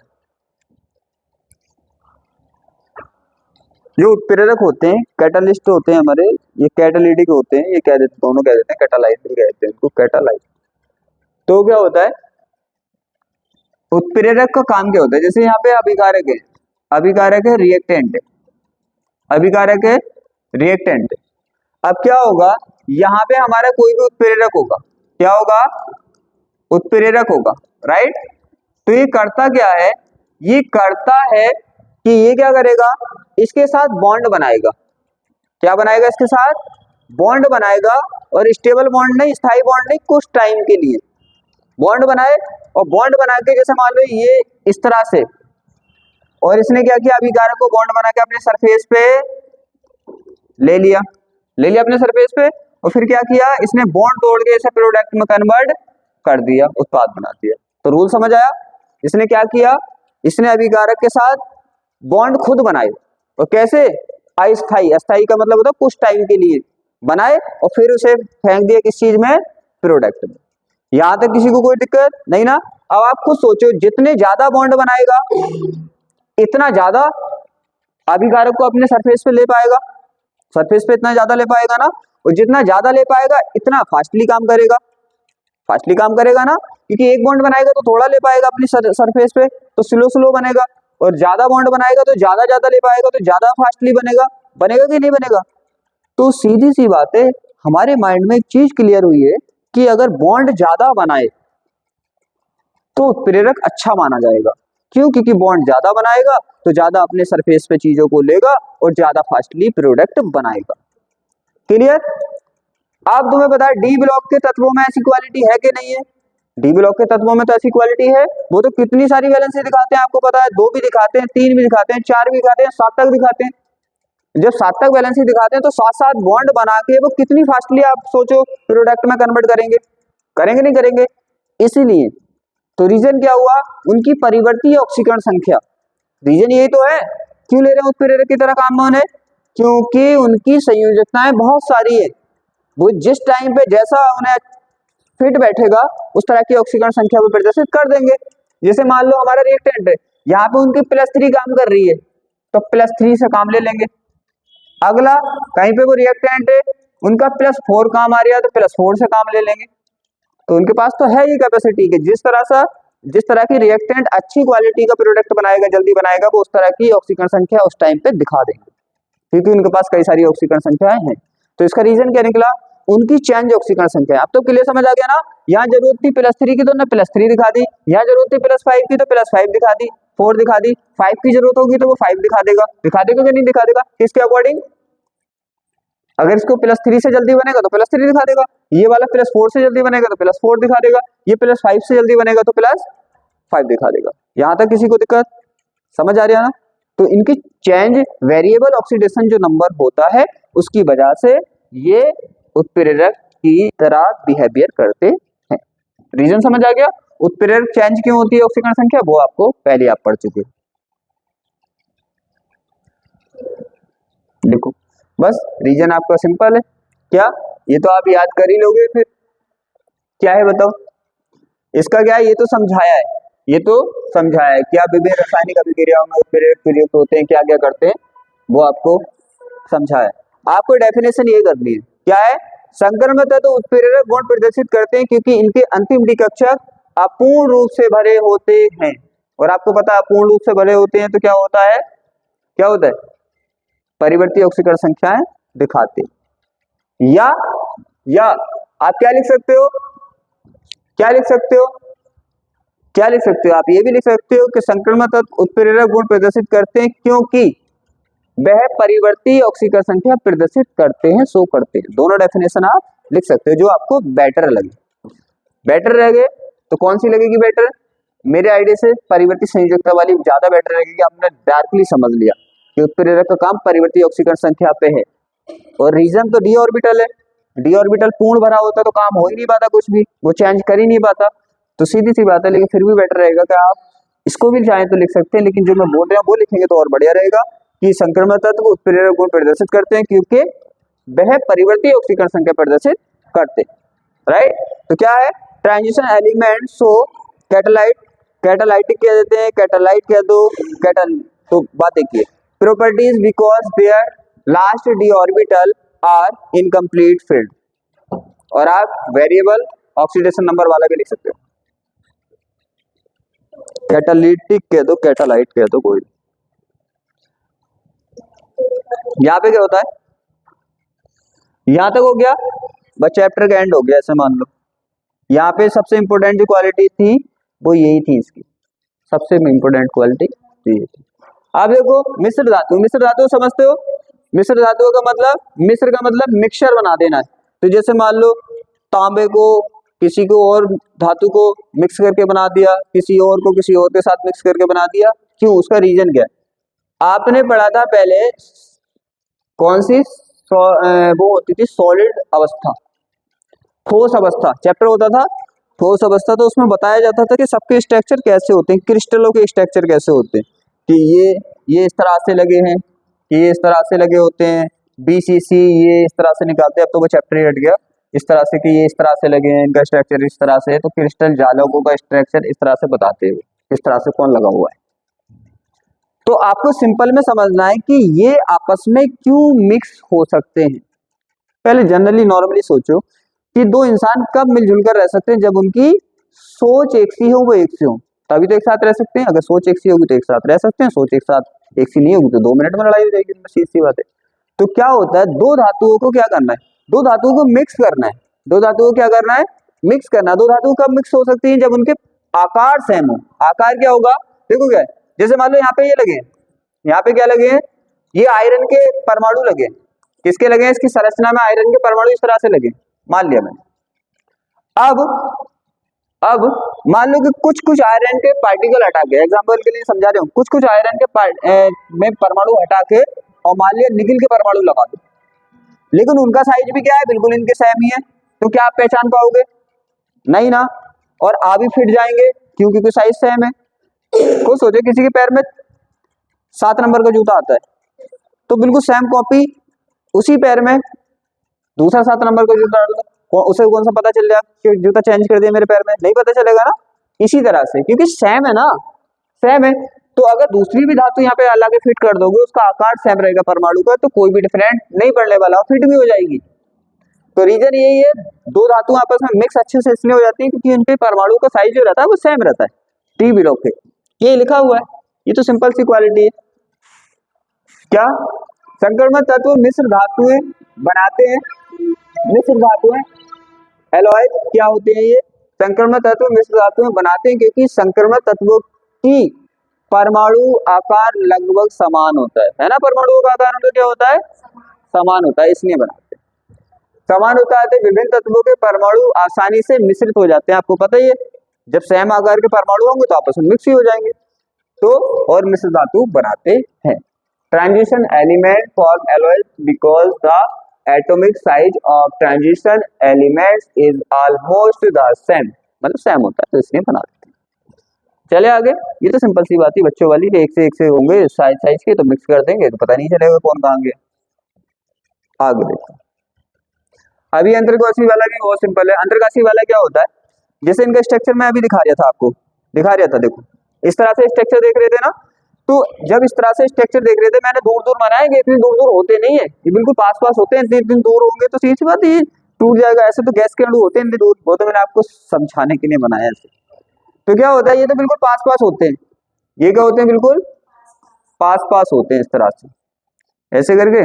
दूसरा ऐसे लगा है, तीसरा बिल्कुल ऐसे लगा है। अब देखो ये खाली जगहें दिख रही है आपको, खाली जगहें शायद आपको दिख रही है ना, बताओ मुझे, खाली जगह दिख रही है।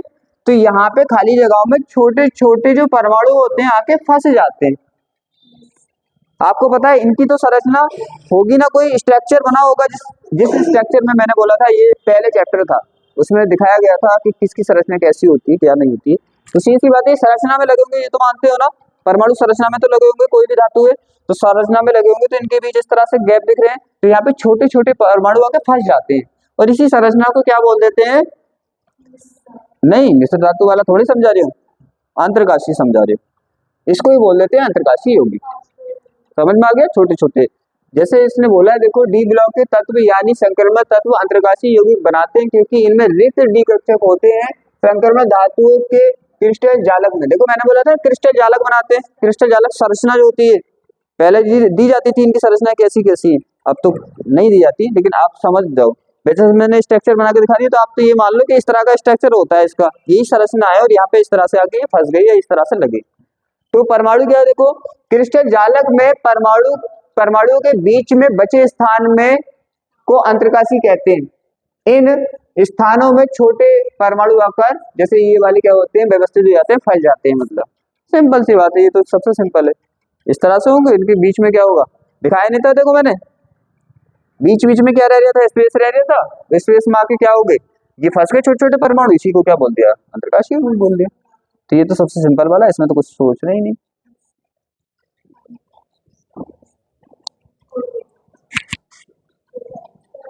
चले आगे, बस ये पढ़ लेना ओनली, क्या कर लेना, इसको पढ़ लेना। इतना ज्यादा चांस नहीं होते बोर्ड में भी इससे क्वेश्चन आने, क्योंकि पढ़ के जाना है, पता नहीं कभी पूछ ही ले, लेकिन ज्यादा मोस्ट नहीं है।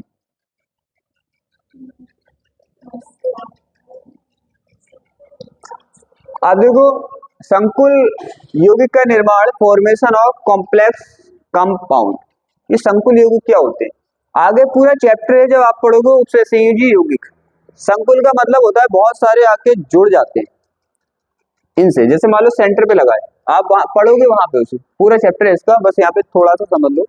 फिलहाल क्या होगा, जैसे मान लो यहाँ पे कोई हमारी धातु है, मेटल है, क्या है हमारी, मेटल है, जो उपसंयोजी यौगिक है ना, तो वो पूरा चैप्टर यहाँ पे हमारी मेटल है, ये मेटल है। मेटल से आके बहुत सारे इस तरह से जुड़ गए, बहुत सारे परमाणु, यौगिक, आयन, अणु सब जुड़ जाते हैं इनसे। अजीब अजीब सा फंडा होता है, अगले चैप्टर में पढ़ोगे। मैंने कुछ ज्यादा ही बना दिए, लेकिन कोई नहीं, आपको तो पता है बहुत सारे इस तरह से जुड़ जाते हैं बहुत से इस तरह से जुड़ जाते हैं, और इसको क्या बोल देते हैं, हम संकुल बोल देते हैं। ज्यादा सोचना ही नहीं, मेटल है, इससे आगे बहुत सारे जुड़े हैं, और ये संरचना कुछ बनी है, इसी को क्या बोल देते हैं, संकुल। पूरा चैप्टर है आपका, इससे नेक्स्ट वाला इसी को बस, जिसे बोलते हैं उपसंयोजी यौगिक, संकुल ही बनता है वहां पे।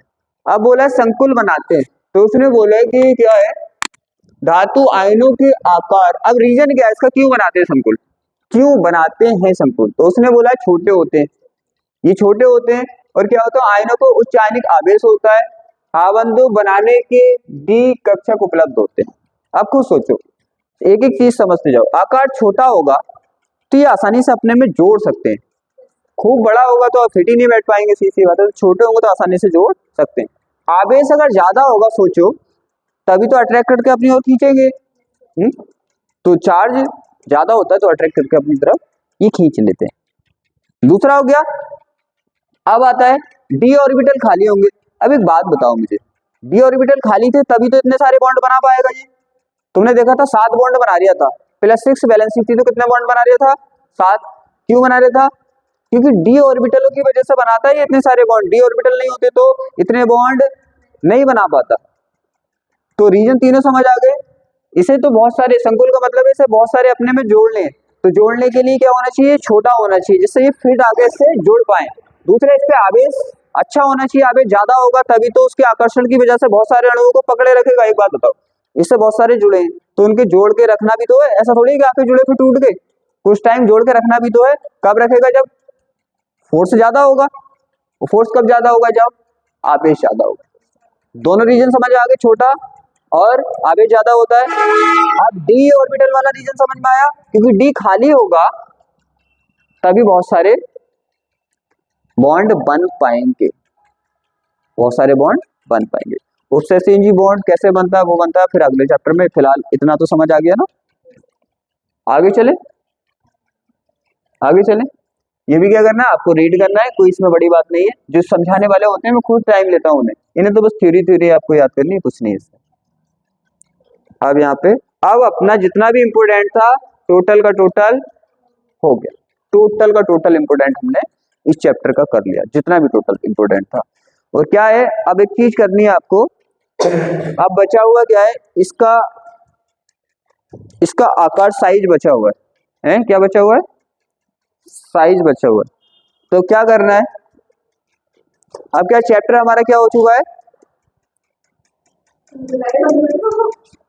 चैप्टर हमारा कंप्लीट हो चुका है। अब क्या है, बस एक चीज बतानी है मुझे आपको, जो केमिकल, जो हमारे इसके कंपाउंड बनाने, हमें यौगिक बनाने, तो यौगिक क्या है, अभी आपके समझ नहीं आएंगे, है क्योंकि ऑर्गेनिक आपने पढ़ी नहीं, कम समझ आएंगे। तो ऐसा करेंगे हम, जब ऑर्गेनिक के साथ किसी भी दिन हम इसके जो भी केमिकल वाले पोर्शन बचा है वो कर लेंगे, कोई दिक्कत, ठीक है ना। और सब आपको इससे अच्छे से करने। और अगर मैन देखो तो पूरे चैप्टर में क्या है, बस आप ध्यान रखना, या तो अयुग्मित इलेक्ट्रॉन बोलेगा या परिवर्तित ऑक्सीकरण संख्या, यही रीजन है इसके। और ध्यान से समझ समझ के पढ़ना है। अब देखो एफ ब्लॉक क्या है, एफ ब्लॉक बिल्कुल सेम ही है, एफ ब्लॉक भी क्या है, बिल्कुल सेम ही है। ऑक्सीडेशन नंबर ये सब निकालोगे तो तरीके तो वो ही रहेंगे सब, तो आप उसको कर लेंगे। और उसमें बस एक क्वेश्चन आता है, लैंथेनाइट संकुचन क्या होता है। तो लैंथेनाइट संकुचन का मतलब होता है कि नॉर्मली भी ये चीज होती है कि जब हम क्या करते हैं, हम बाएं से टेबल में दाएं जाते हैं, क्या बाएं से दाएं जाते हैं, तो परमाणुओं का आकार क्या होता है, कम होता है। इसी को लैंथेनाइट संकुचन कहते हैं, क्योंकि एफ ब्लॉक से ज्यादा क्वेश्चन पूछे नहीं जाते। बाकी इलेक्ट्रॉनिक विन्यास ये सब आपको निकालना सिखाई दिया, आप निकाल सकते हो इसी तरह से, ठीक है। उसे एफ, उसका अंतिम इलेक्ट्रॉन एफ में जाता है, इसमें एफ ब्लॉक का तत्व कहते हैं। मेनली यहाँ से क्वेश्चन पूछे जाते हैं। तो आज की क्लास को हम क्या करते हैं, यहीं पे क्लोज करते हैं।